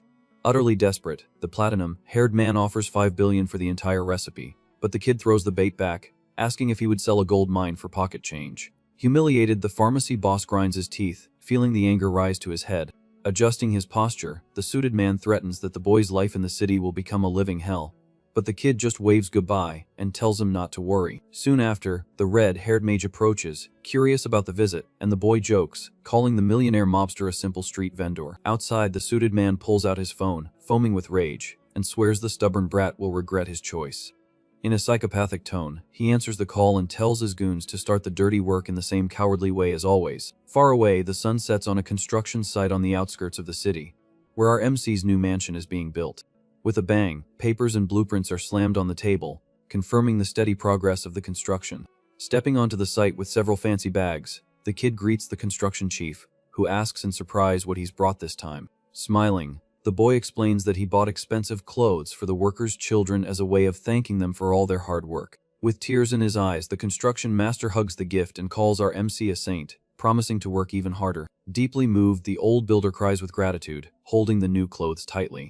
Relieved to have chosen the right gift, the kid cracks a sincere smile and says he's happy with the reaction. Staring at the giant steel structure, he praises the accelerated pace of the work and thanks the team for their dedication. Remembering a previous conversation, the construction master asks if the boy has finally made a decision about the place's future. In a very serious tone, the protagonist confirms that the visit from the pharmacy mafia gave him exactly the certainty he needed to act. Startled by the news, the builder's eyes widen as he asks if the so-called businessman tried to hurt the boy in any way. Cool as a cucumber, the kid stretches his body and confesses that he was only threatened. But it served as a reminder of how the weak are crushed in this world. Determined to turn the tables, he makes his decision and announces that he will found his own pharmaceutical corporation, right there to head with the elite. Confidently, he asks the chief to take care of everything with the construction, as he needs to take an important and lengthy trip. Turning his back to the building, the boy explains that before starting the company, he needs to isolate himself to create an unprecedented and absurd potion. In the boy's mind, the story reveals the absolute technique of poisonous chaos, created by the legendary Master Tang. This divine martial art combines the 5 elements of nature, mixing water, fire, earth, wood, and metal into a pure and deadly energy. Through a mental pyramid, he reviews the 10 levels of power, knowing he needs to reach the 4th stage as quickly as possible. At the peak of this strength, the secret technique of the Rain of Infinite Blades can only be conjured by someone who reaches the final stage, awakening the true toxic spirit. Exactly as Old Man Tang did in the past, this bizarre power is capable of melting gods and demons until not even dust remains. In the midst of Jirisan Mountain, the spawning zone of demonic beasts exudes pure danger. Suddenly, a pillar of green energy explodes violently, tearing through the forest and breaking the region's silence. In the midst of combat, a giant mutant beast attacks with fury, but the boy nimbly dodges the fatal pounce. Cold and calculating, he focuses on the monster's movement, waiting for the perfect opening to counterattack. In the blink of an eye, the poisoned dagger pierces the beast's chest, spraying toxic energy everywhere. With a heavy thud, the leopard cat collapses and our MC retrieves his blade, unscathed. Wiping his forehead, he takes a deep breath and grumbles that the creature was the size of a real tiger. Analyzing the corpse, he notes that the beast's hide was so tough that normal blows barely left scratches. Frustrated with his own performance, the kid clenches his fists and admits that being only at the third stage is still too humiliating. To speed up his brutal training, he rips out the beast's poison gland and smiles upon seeing the absurd size of the core. Straight to the point, he absorbs the raw toxin, knowing that with the legendary master's experience, evolution is pure math. Leaving the carcass behind, our MC guarantees that his power will explode as long as he continues to devour new poisons. At that moment, his eyes glow an intense green, showing that his once fragile body has finally adapted to magic. Fully focused, he reveals that the true objective of this trip is to hunt the extremely rare poisonous water deer to make the great leap. Suddenly, he slaps his own forehead and runs back into the woods, remembering he needs to collect the precious daggers he threw. With brute force, he pulls the small knife stuck in the beast's bone and cleans the blood on the grass. Camouflaged in the forest, the famous water deer appears, grazing peacefully, unaware of the danger. This bizarre creature has two strange humps on its back that look like sacks filled with toxic liquid. Without any pity, the boy moves like a shadow, closing the distance in a single deadly leap. From the lethal cut, the creature falls instantly, causing the humps to burst with absurd pressure. Immediately, a cloud of extremely poisonous purple spores spreads through the air, contaminating everything around. The entire clearing turns into a minefield, where even the leaves on the trees begin to melt. Protected by his own aura, the kid touches a deadly bubble and questions if this is the substance capable of melting even elite gas masks. Greedily, he begins to pull all that purple smoke into his body, refusing to waste such a rich material. A hurricane of pure toxicity envelops the protagonist, sucking up the lethal mist like a magical vacuum cleaner. Planting his feet firmly on the ground, he performs the hand seals of the spiritual art to control the chemical storm. With clenched teeth and an aggressive expression, he commands his own brain to focus to the max to avoid being poisoned. In the center of his chest, a sphere of green energy begins to condense, merging the deer's strength with his own mana. In an explosive move, he pushes the ball of power directly into his own heart, forcing absolute absorption. Overflowing with a blinding emerald light, he begins the final process, transforming the poison into raw strength in his veins. In a lotus position, the warrior's silhouette floats as the energies fight for dominance within the core. Slowly, the boy opens his glowing eyes and wonders how many hours he spent meditating to clear all the air in the forest. Exhausted by the insane amount of magic, he calms his aura and smiles, knowing that now, creating a potion against this poison will be child's play. Comparing the current Earth with the old martial world, our MC notes that the variety of modern toxins is the perfect advantage for scaling his power. The image of a dark executioner cuts through his mind, serving as a violent reminder of the time when he was helpless trash.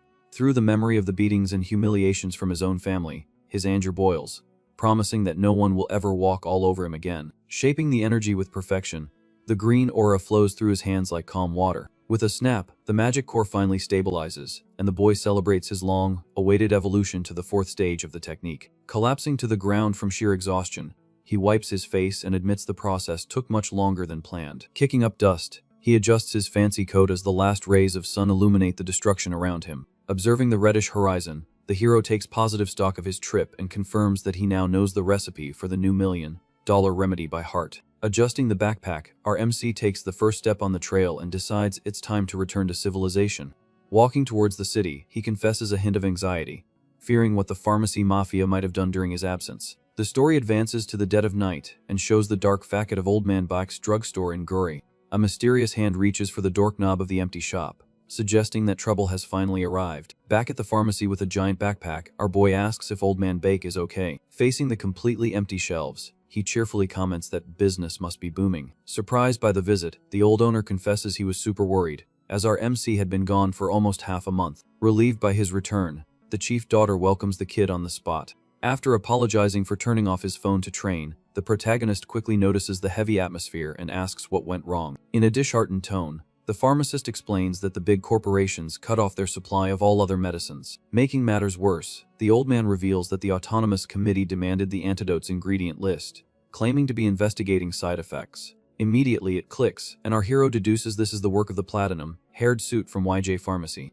Without beating around the bush, the old man says this is the dirty way the villain usually operates, using his influence on the committee. Focused on the consequences, the kid questions what the worst-case scenario is and figures they could be banned from selling the antidote.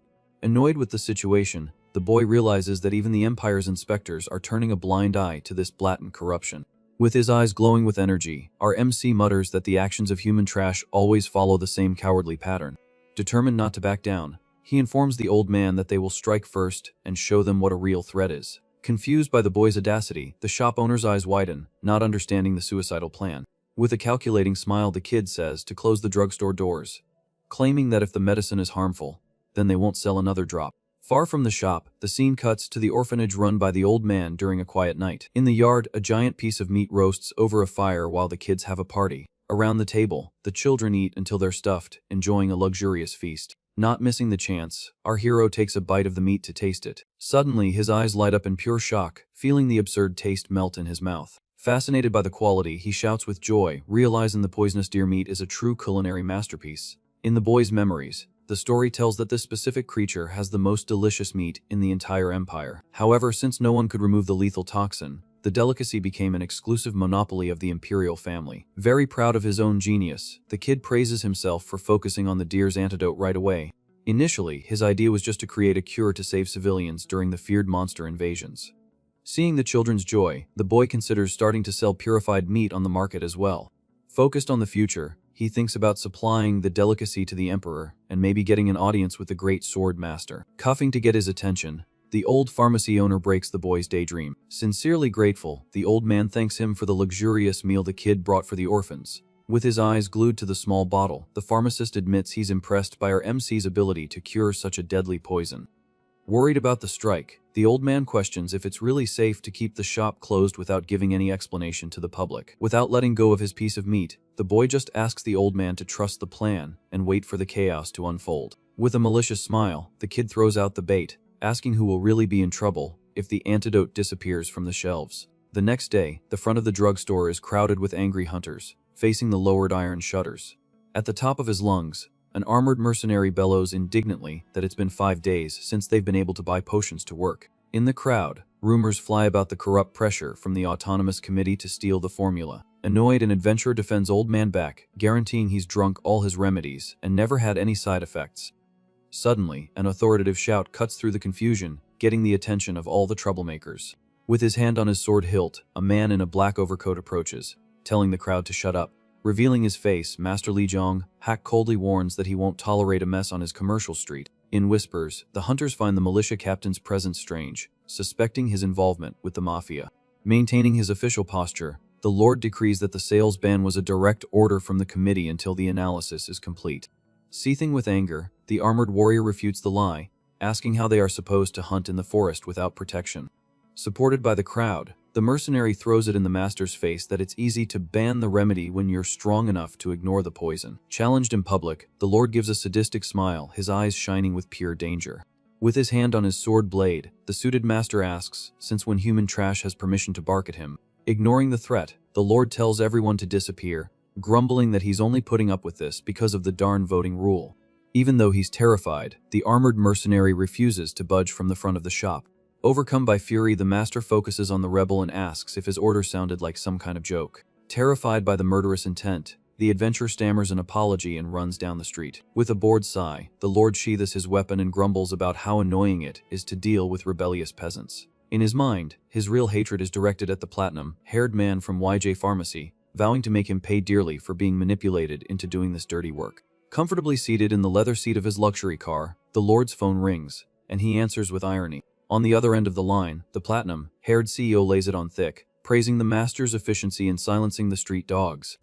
Sitting in the dark, the mobster scoffs, reminding him that even though he's a powerful lord, he still has to follow the committee's majority rule. Full of swagger, the platinum-haired man announces that the next phase of the plan has already begun and that everything will be resolved soon. Confident of victory, he promises a hefty reward, betting that the boycott won't last a week. Cutting to the military base, Commander Oh Jin Hang waits anxiously in his luxurious office. Facing our protagonist, the general asks in surprise if the multi-million-dollar proposal is really serious. Straight to the point, the kid smiles and vows to supply 1 million potions to the army, totaling a whopping 50 billion won. Completely shocked by the numbers, the bearded commander falls silent, processing the information.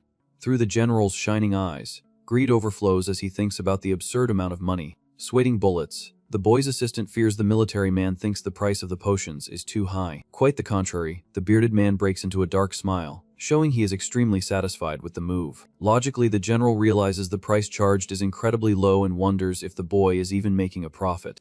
Not missing the opportunity, the commander orders his subordinate to release the funds from the military reserve immediately. Between sips of tea, our MC accepts the down payment but adds that the negotiation has a bonus item. Placing a fancy dish on the table, the boy announces that he's starting his own company and brought a sample of his new invention.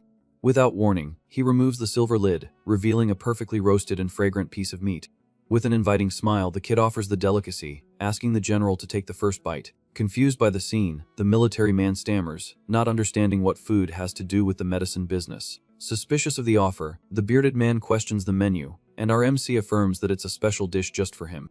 Surprised by the texture, the general praises the tender flavor, admitting he'd been avoiding barbecue for health reasons. Calmly, the boy suggests that the general present the meat to the emperor, revealing that it is the famous delicacy of the poisonous deer. Desperate at the revelation, the aide's eyes widen, remembering that this creature's meat is the rarest and most lethal meal in the entire world. With the cup in his hand, our MC listens as the general praises his youth and genius. In a very serious tone, the burly military man throws out the bait and invites the boy to re-enlist in the army. In the general's memories, the Garrison Defense Base was always seen as a useless backwater. When he took command, the military man knew that any mistake there would cost him his head. However, with the arrival of the new potion, the bearded man finally sees a golden opportunity to turn the tables. In the middle of a loud laugh, the commander comments, impressed, on the creation of the water deer antidote. Suddenly, the aide enters the room, salutes, and informs him that the $1 million deposit has been made. With the newspaper in hand, the soldier confirms that the mess with the Pharmaceutical Association was the best possible advertisement. Satisfied with the news, the general tells his right-hand man to keep an eye on our boy and help him with whatever he needs. With a victorious smile, the big guy admits that the kid exceeded all the base's expectations. Outside the office, our MC sighs in relief for finally closing a deal with someone powerful. Inside, the aide calls his chief, his eyes shining with pure ambition. With his fists clenched, the military man tastes success knocking at his door. 990. In a euphoric embrace, the two celebrate the real chance of rising through the ranks to the imperial court. Through the base's corridors, the shout of "Long live Kim Tae-jo" echoes loudly, along with a scandalous laugh. Under the daylight, the new headquarters of the MC's company is already taking shape on the outskirts of Gore. Through the modern lobby, the construction of the pharmaceutical company is advancing at an impressive speed. Sitting in the temporary room, Old Man Bake praises the boy's hard and fast work. With the newspaper open, the kid breaks into a huge grin, seeing the news of his own antidote plastered on the front page. As expected, the leak of the partnership with the military sent the potion's popularity soaring. Straight to the point, our little hero announces that the $25 billion from the advance payment has already hit the account. Nervous with the paperwork, the old man cries with joy, remembering how the banks humiliated him in the past. Gently, the kid tells his partner to use the leftover money to take care of the children at the orphanage. Focused on the future, he confesses that managing a giant corporation alone is crazy, and he needs help. Face to face, the boy makes the official proposal for them to become full partners in the business. Caught off guard, the pharmacist refuses on the spot, saying he only knows how to make medicine and understands nothing about corporate sales. Not caring about the excuse, the kid retorts, reminding him that he also only knows about potions and nothing else. Defeated by the facts, the old man accepts the partnership, but demands that 90% of the profits go to the boy. Dry and direct, our MC lets out a resounding no, startling his partner. With a raised hand, he decrees that the split will be 7-3, or the company simply won't exist. Moved, the old man accepts the generous offer but says he knows someone much more qualified for the administration. Instantly, the boy remembers the elegant woman named Bakeseo, Yan he met at the shelter before. Full of pride, the father guarantees that his adopted daughter is the brightest mind among the orphans he raised. With a confident smile, the kid approves the recommendation, saying that talent is always welcome on the team. With a firm handshake, the $1 million partnership is successfully sealed. Excited about the paperwork, our MC asks them to register the company by combining the syllables of their names. Suddenly, the old man mentions he called an old acquaintance with powers to act as the boy's personal security. Confused by the sudden overprotection, our MC asks the reason for this luxury escort. Seriously, the old man reminds him that the mobster from YJ Pharmacy usually resorts to violence, and they need to counter with brute force. Finding the concern amusing, our MC assures him he can handle himself and tells him to put the security at the orphanage. Suspicious, the pharmacist insists, questioning what on earth the boy trusts so much to dismiss protection. Checking our MC's clean face, the old man remembers he doesn't have the awakened mark and is just an ordinary ex-soldier. For a brief moment, our boy's eye glows with a sinister green aura. In a calm but intimidating tone, he asks for a vote of confidence, leaving the old man sweating bullets. Pulling on his chick fur overcoat, the kid prepares for his next move. Before leaving through the door, the boy asks his partner to call for the promised escort immediately. Putting on his dark gloves, he says he needs to prove his own strength once and for all. With a boss's posture, he decrees that he's taking the security on a tough hunt right now. Far from the metropolis, the dense forest on the Jurisan border awaits the team's arrival. On the dirt trail, the boy walks side by side with the elite mercenary hired by the old man.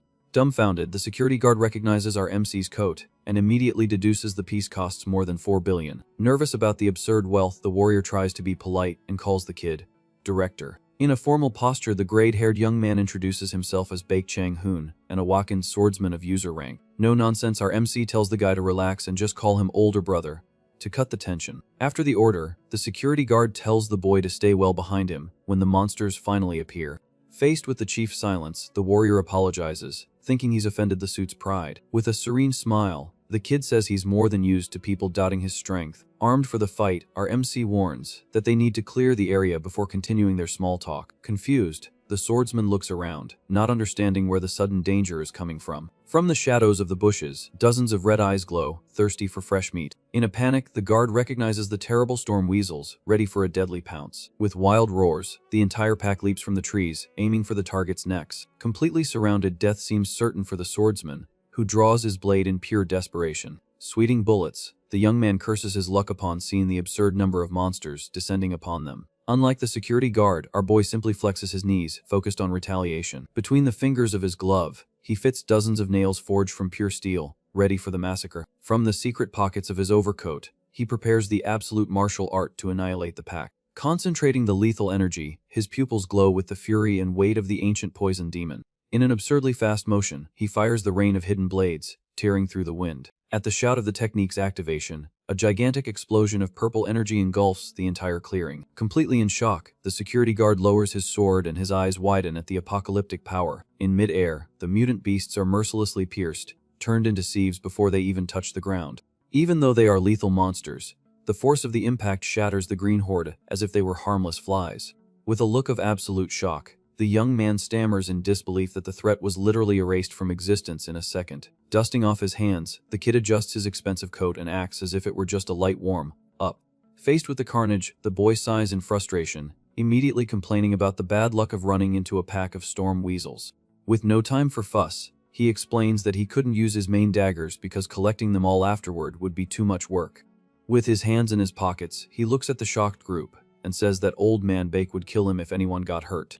Focused on efficiency, our MC explains that he solved the problem by firing a shower of disposable hidden weapons from the Tang clan. In the midst of the destruction, the security guard swallows hard and calculates the absurd loss of those 200 weapons lost in the woods. Annoyed with the waste, the kid laments not having the 7th level of the spiritual art to make the blades fly back to his hand. Completely stunned, the swordsman questions if the boy is a disguised master who hides the magical tattoos on his face. Straight and to the point, the protagonist says he's not an awakened and tells everyone to focus, because he's taking the lead. Desperate, the warrior tries to protest, reminding him that his mission was precisely to protect the kid. Cold and calculating, he ignores the whining, turns his back, and continues walking, leaving the confused guard behind. Through the dense forest, the team advances in silence, searching for the main target. Suddenly, the boy raises his hand and tells everyone to freeze in place.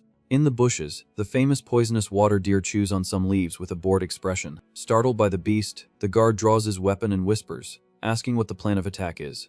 Through the weapon's sight, he warns that the monster has noticed their presence, but is overconfident in its own toxic defense. Without delay, the boy orders the entire team to drink the antidote now to begin the hunt. Confused by the order, the group's eyes widen, and they point to their own chests in disbelief. With the bottle in hand, the swordsman hesitates, remembering the liquid is still in the testing phase. In an internal conflict, he assesses the situation and concludes that the boy has shown more than enough strength not to be a charlatan. To prove his worth, the warrior chugs the bottle of antidote in one go. With his sword drawn, he takes the lead and asks for covering fire in case the monster tries to flee. Focused on the target, the swordsman grips the hilt of his weapon and prepares his combat stance. In a violent impulse, the young man charges straight at the unsuspecting deer. Faced with danger, the monster lets out a bizarre screech and bares its teeth. The beast quickly releases a toxic cloud, trying to suffocate the hunters in the woods. Through the smoke, the warrior leaps high, ready to bring his blade down. In a clean and perfect strike, the swordsman slices the poisonous deer right down the middle. With a dull thud, the beast's carcass falls dead on the grass. Immediately, the group's shooter screams in panic, warning that the carcass is about to explode. Before any reaction, the poison sacs on the creature's back burst, releasing lethal spores everywhere. Immersed in the toxic mist, the hunters await their end but realize the deadly bubbles cause no harm. Satisfied with the result, the protagonist smirks, confirming the effectiveness of his own invention. Right in the center of the explosion, the swordsman breathes normally and notices his body is still intact and full of strength. With a loud laugh, the young man celebrates the miracle and informs the team that the remedy worked perfectly. Relieved, our boy closes his eyes and gives thanks for the absolute success of the practical test. Full of swagger, the kid explains that with the right antidote in your blood, that terrible monster becomes easy prey. Totally ashamed, the warrior bows his head and apologizes profusely for having doubted the potion. Paying no mind to the flattery, our MC announces that the hunt has just begun and orders the team to advance even deeper into the forest. For the sake of profit, he reminds the crew to slice and save all the creature's meat, warning that this species will be extinct once the cure is released. Very far away, the story cuts to the gigantic capital of the Salmon Empire, full of modern buildings. At the luxurious headquarters of the Marina Group, the corporate atmosphere is buzzing with work. On the strategic planning floor, dozens of suits type frantically on their computers. Suddenly, a bald employee approaches the desk and calls for Section Chief Bake. In her chair, the intelligent Bake Soyan addresses her superior with impeccable posture. Straight to the point, the chubby manager asks if she is the adopted daughter of the old orphanage owner from Guri. Maintaining her politeness, the young woman confirms her origin but questions the reason for the sudden question. With a shark-like smile, the chief orders the girl to drop absolutely all her current projects immediately. Confused by the bizarre order, her eyes widen in disbelief. Without mincing words, the manager demands she pack her bags for Guri and solve a little personal problem for the company. Given the suspicious tone, the young woman crosses her arms and demands a clear explanation for this madness. With a slap on the table, he throws down the newspaper, showing the article about the new company Tong Bio and the $1 million contract with the military. Immediately, it clicks, and the girl understands that the matter is the new deer antidote. Venomously, the chief accuses her of playing dumb, since the whole world knows her father's pharmacy has become a branch of this new corporation.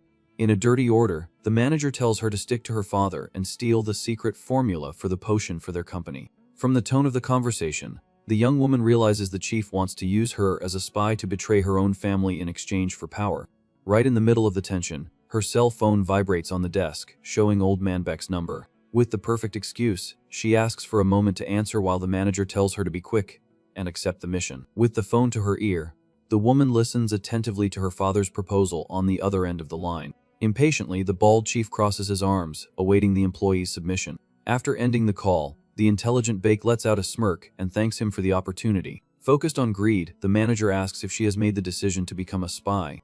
Adjusting her posture, the woman confirms with her head held high that she will move to Gurai as soon as possible. Excited by the answer, the chief raises his hand to explain the details of the dirty plan. In a swift move, the girl pulls out her company ID and forcefully sticks it right into the sleazy manager's chest. With a huge smile on her face, she tells the bald guy to go to hell and shouts that she's quitting this dump. Furious at the humiliation, the chief curses at the ex-employee as she turns her back and marches to freedom.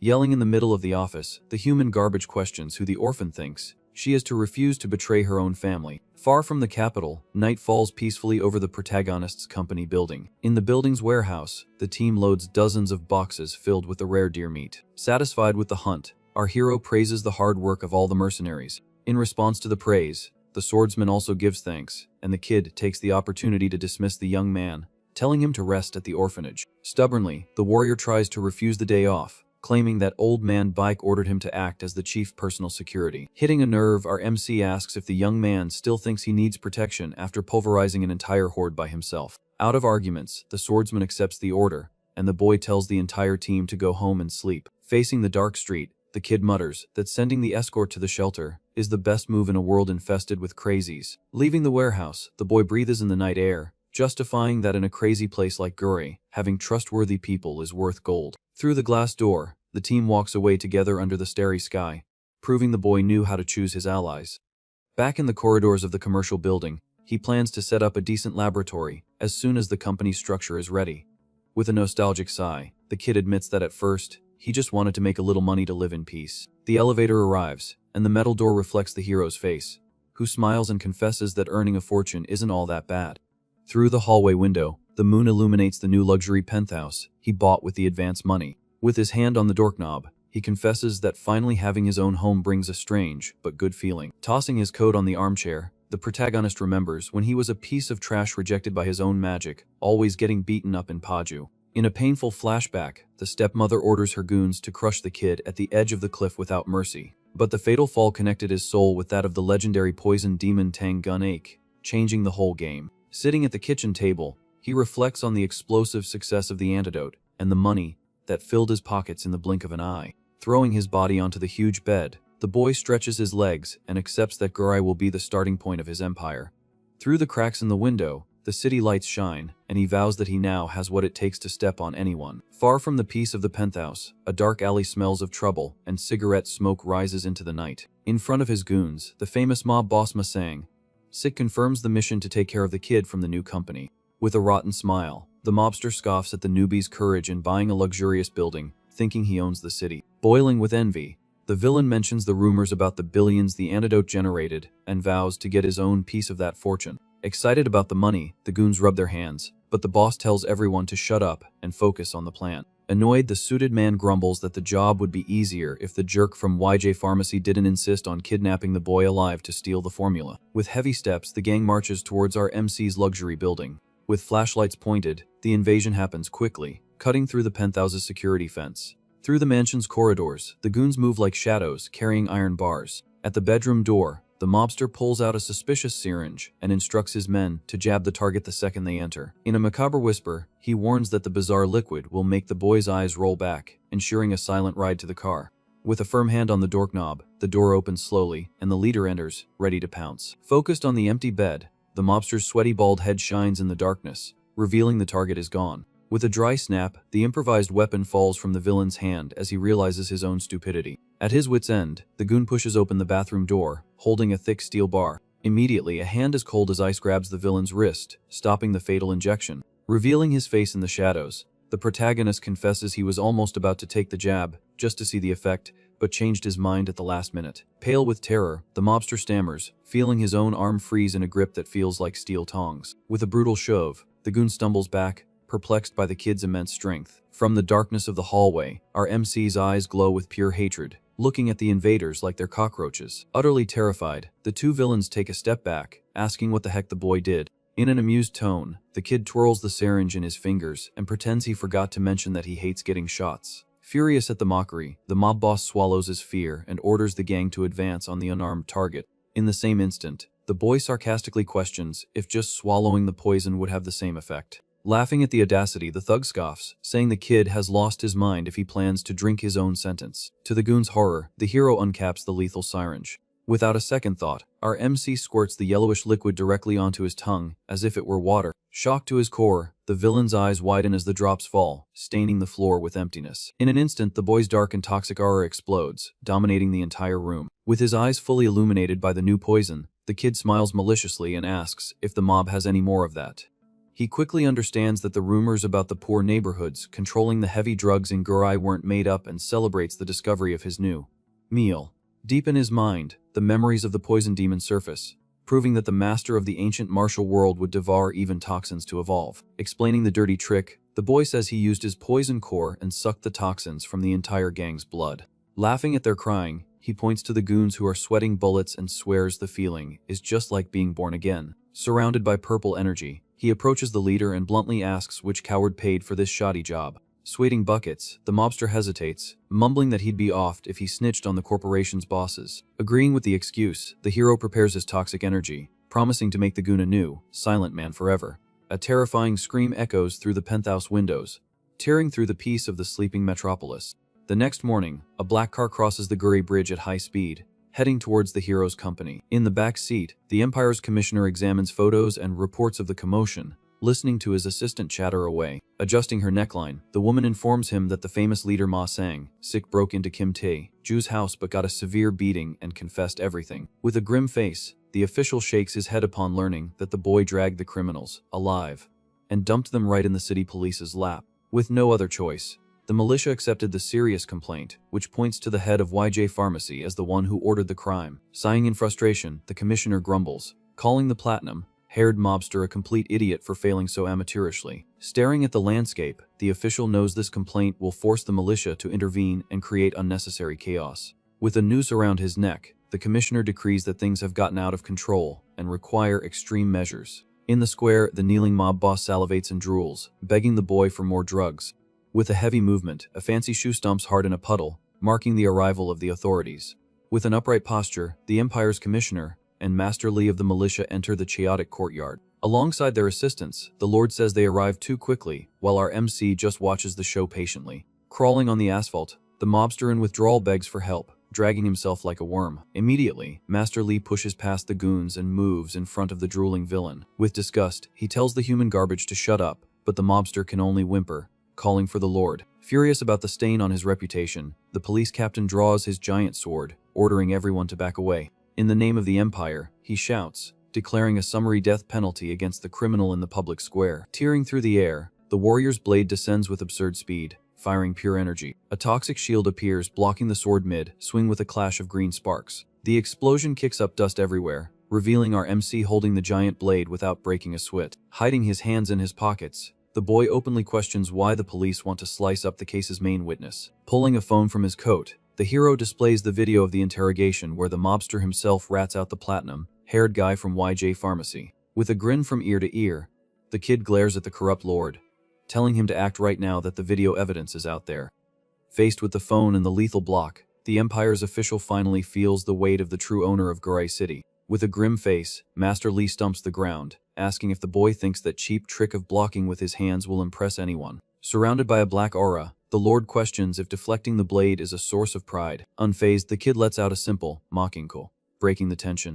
In a quick flashback, the Lord recognizes the boy's face, remembering the incident with the horde of dead orcs in the forest. Faced with our MC's cold silence, the corrupt official swallows hard, feeling the pressure from the kid. Impatiently, the suited master states he's sure that insolent face has crossed his path before. Aware of the act, our hero finally confirms it aloud and admits he's the creator of the antidote. Overcome by rage, the Lord explodes his own energy, covering his entire body with purple lightning, and declares that his word is law here in Gurai. Full of swagger, he promises to make one last merciful offer, demanding the boy hand over the formula to spare the 4 mobsters' heads. Walking slowly towards the Lord, the kid refuses the proposal, saying he can't accept such a crappy deal.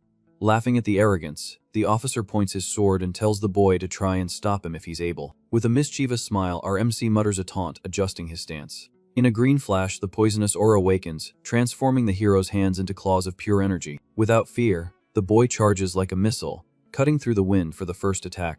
The clang of steel against poison sends sparks flying, breaking the asphalt of the square. With his blade locked, Master Lee pushes with his body weight and angrily asks if it was that cheeky kid who broke the Sang, sick guild. Cold as ice, the boy releases his strength, and a trickle of blood runs down the Lord's arm, who finds the scratch amusing. Seething with pure hatred and with his eyes glowing purple, the officer decrees an immediate death penalty for attempting to harm a master. Unscathed, our MC adjusts his jacket and asks with a bored tone if all the city's masters are this disappointing. Not missing the chance to humiliate him, he provokes the guild chief, questioning what on earth he's so confident about to have this attitude. With a scream of fury, the Lord charges, repeating that he'll turn the boy into an illusion and sever his body. With absurd reflexes, our MC dodges and uses the poisonous repulsion magic, throwing the officer far away. Completely off balance, the Lord spins in the air but lands firmly, trying to mask the blow. In a somersault, he prepares to return the attack, but suddenly retreats upon hearing a deafening noise in the sky. From the smoke and heavy noise, a giant military helicopter descends into the middle of the square, illuminating the two with its searchlight. As soon as his feet touch the ground, a burly warrior drops from the aircraft, crushing the concrete. Standing up with the chief's posture, General O-Jin, Hyung tells the Lord to stop the nonsense immediately. More soldiers drop from the aircraft, surrounding the area and showing that the heavy cavalry has arrived. Yelling, the bearded man tells the officer that the game has gone too far. Far from the commotion, the huge headquarters of the protagonist's corporation stands imposing under the afternoon light. With a confident smile, the general greets the corrupt officer, ironically mentioning it's been a long time since they've seen each other.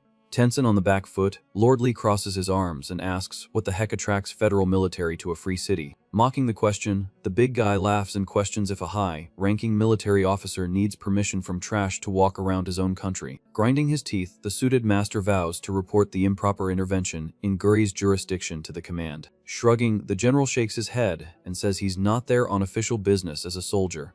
In the blink of an eye, he completely ignores the officer, making it clear that his focus isn't on the guild's petty fight. Turning his back, the federal commander decrees that if the officer backs down, they'll each mind their own business, and the beef dies there. Quickly, the general runs to our boy and checks his body for injuries. Genuinely worried, the big guy asks if the kid got hurt during the absurd clash. Calm and unharmed, our MC thanks him for the help, saying he's good as new.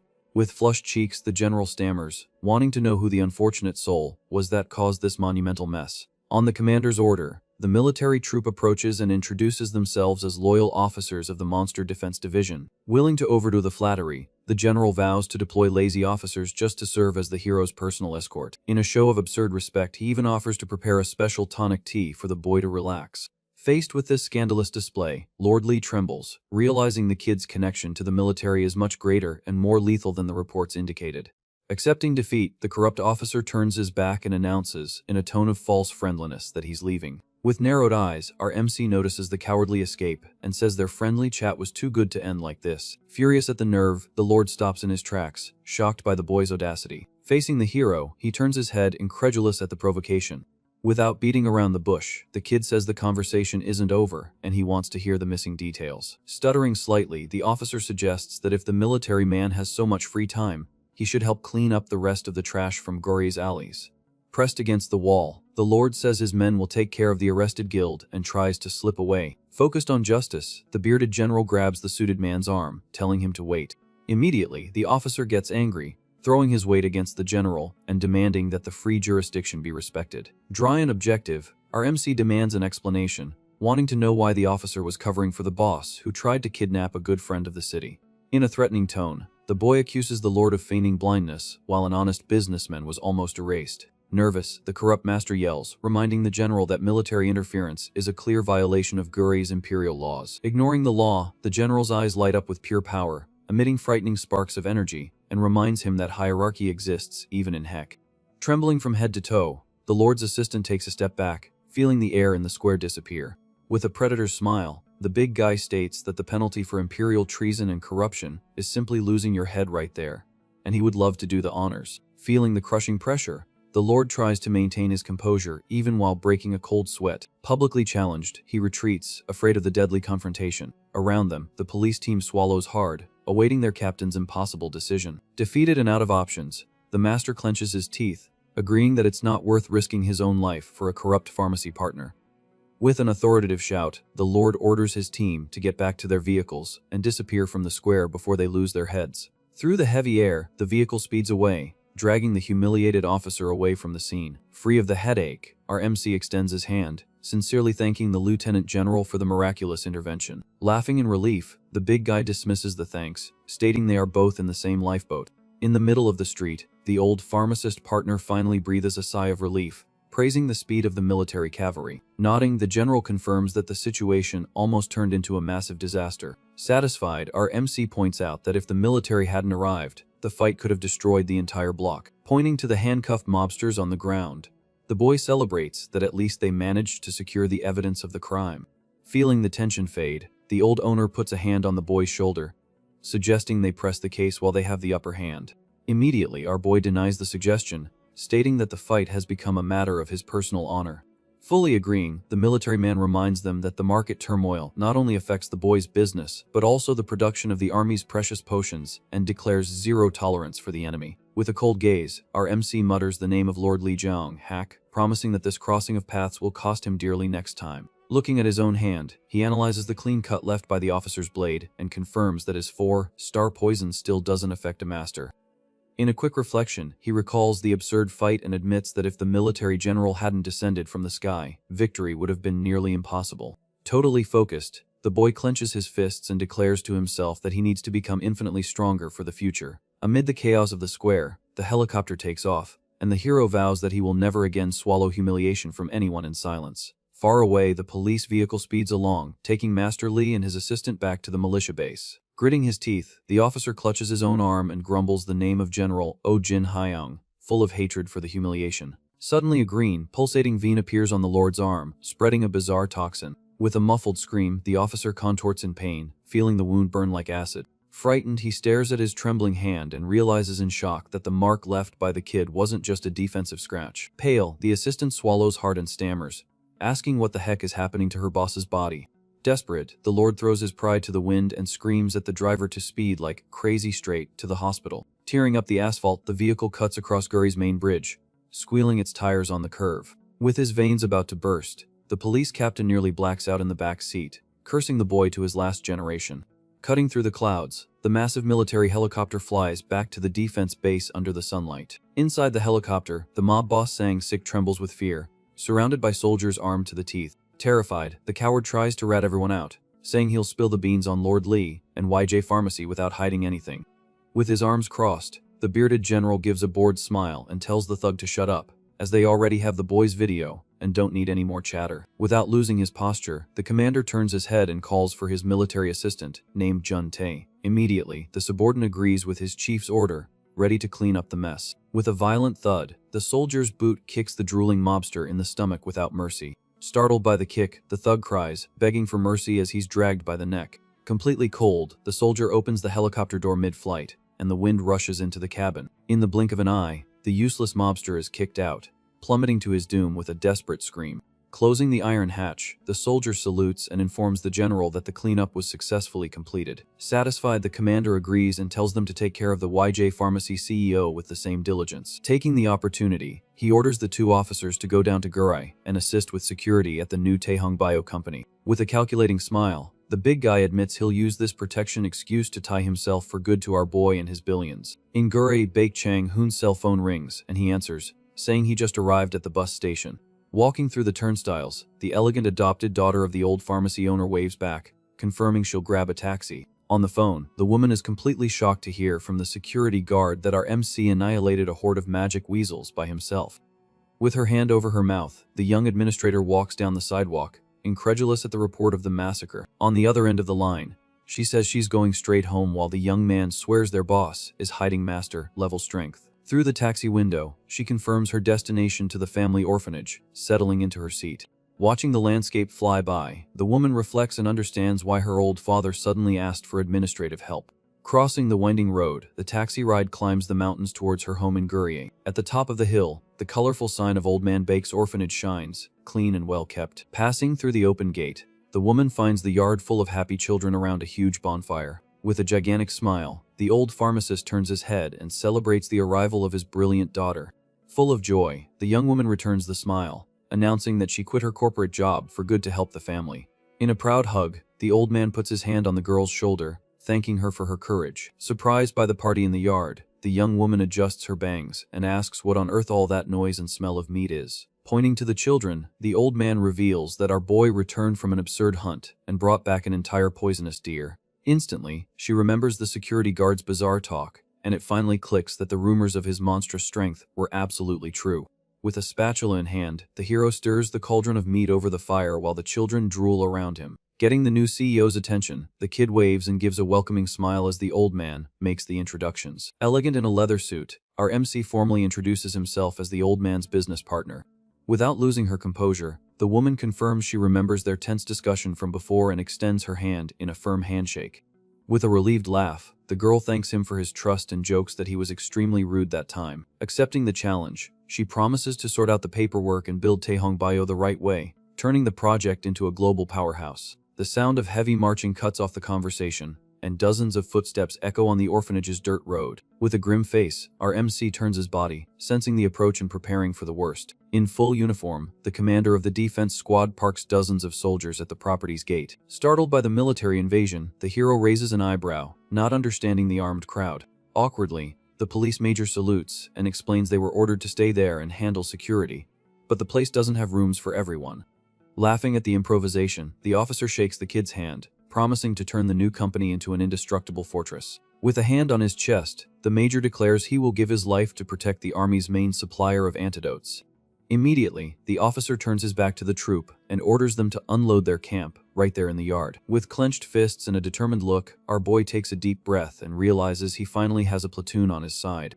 Far from the yard, the lights of the sumptuous Guray Committee Castle shine in the free metropolis's night. Inside a luxurious hearing room, a giant table judges the platinum-haired man's case behind closed doors. With the gavel banging, the sentence declares guilt for price, fixing threats, and illegal lobbying, sealing the villain's downfall. Defeated and pale, the platinum-haired CEO swallows hard, realizing the political sharks used him as a scapegoat. Through the golden corridors, the ex-businessman walks aimlessly, cursing the scoundrels who pocketed his money and discarded him like trash. Furious, he kicks the wall, remembering that the mobster Sang Sik mysteriously vanished, and to make matters worse, the meddling kid is still alive and kicking, and making a fortune. With his hands on his head, the platinum-haired man runs out the back door to his car, knowing he has nowhere left to run. Tearing down the road at dawn, the black car flees Gurai under the moonlight, pushing the engine to its limit. Through the windshield, the tension is palpable as a motorcycle's dual headlights cut into the rearview mirror at a bizarre speed. Desperate, the businessman peeks through the side mirror, noticing the macabre pursuit.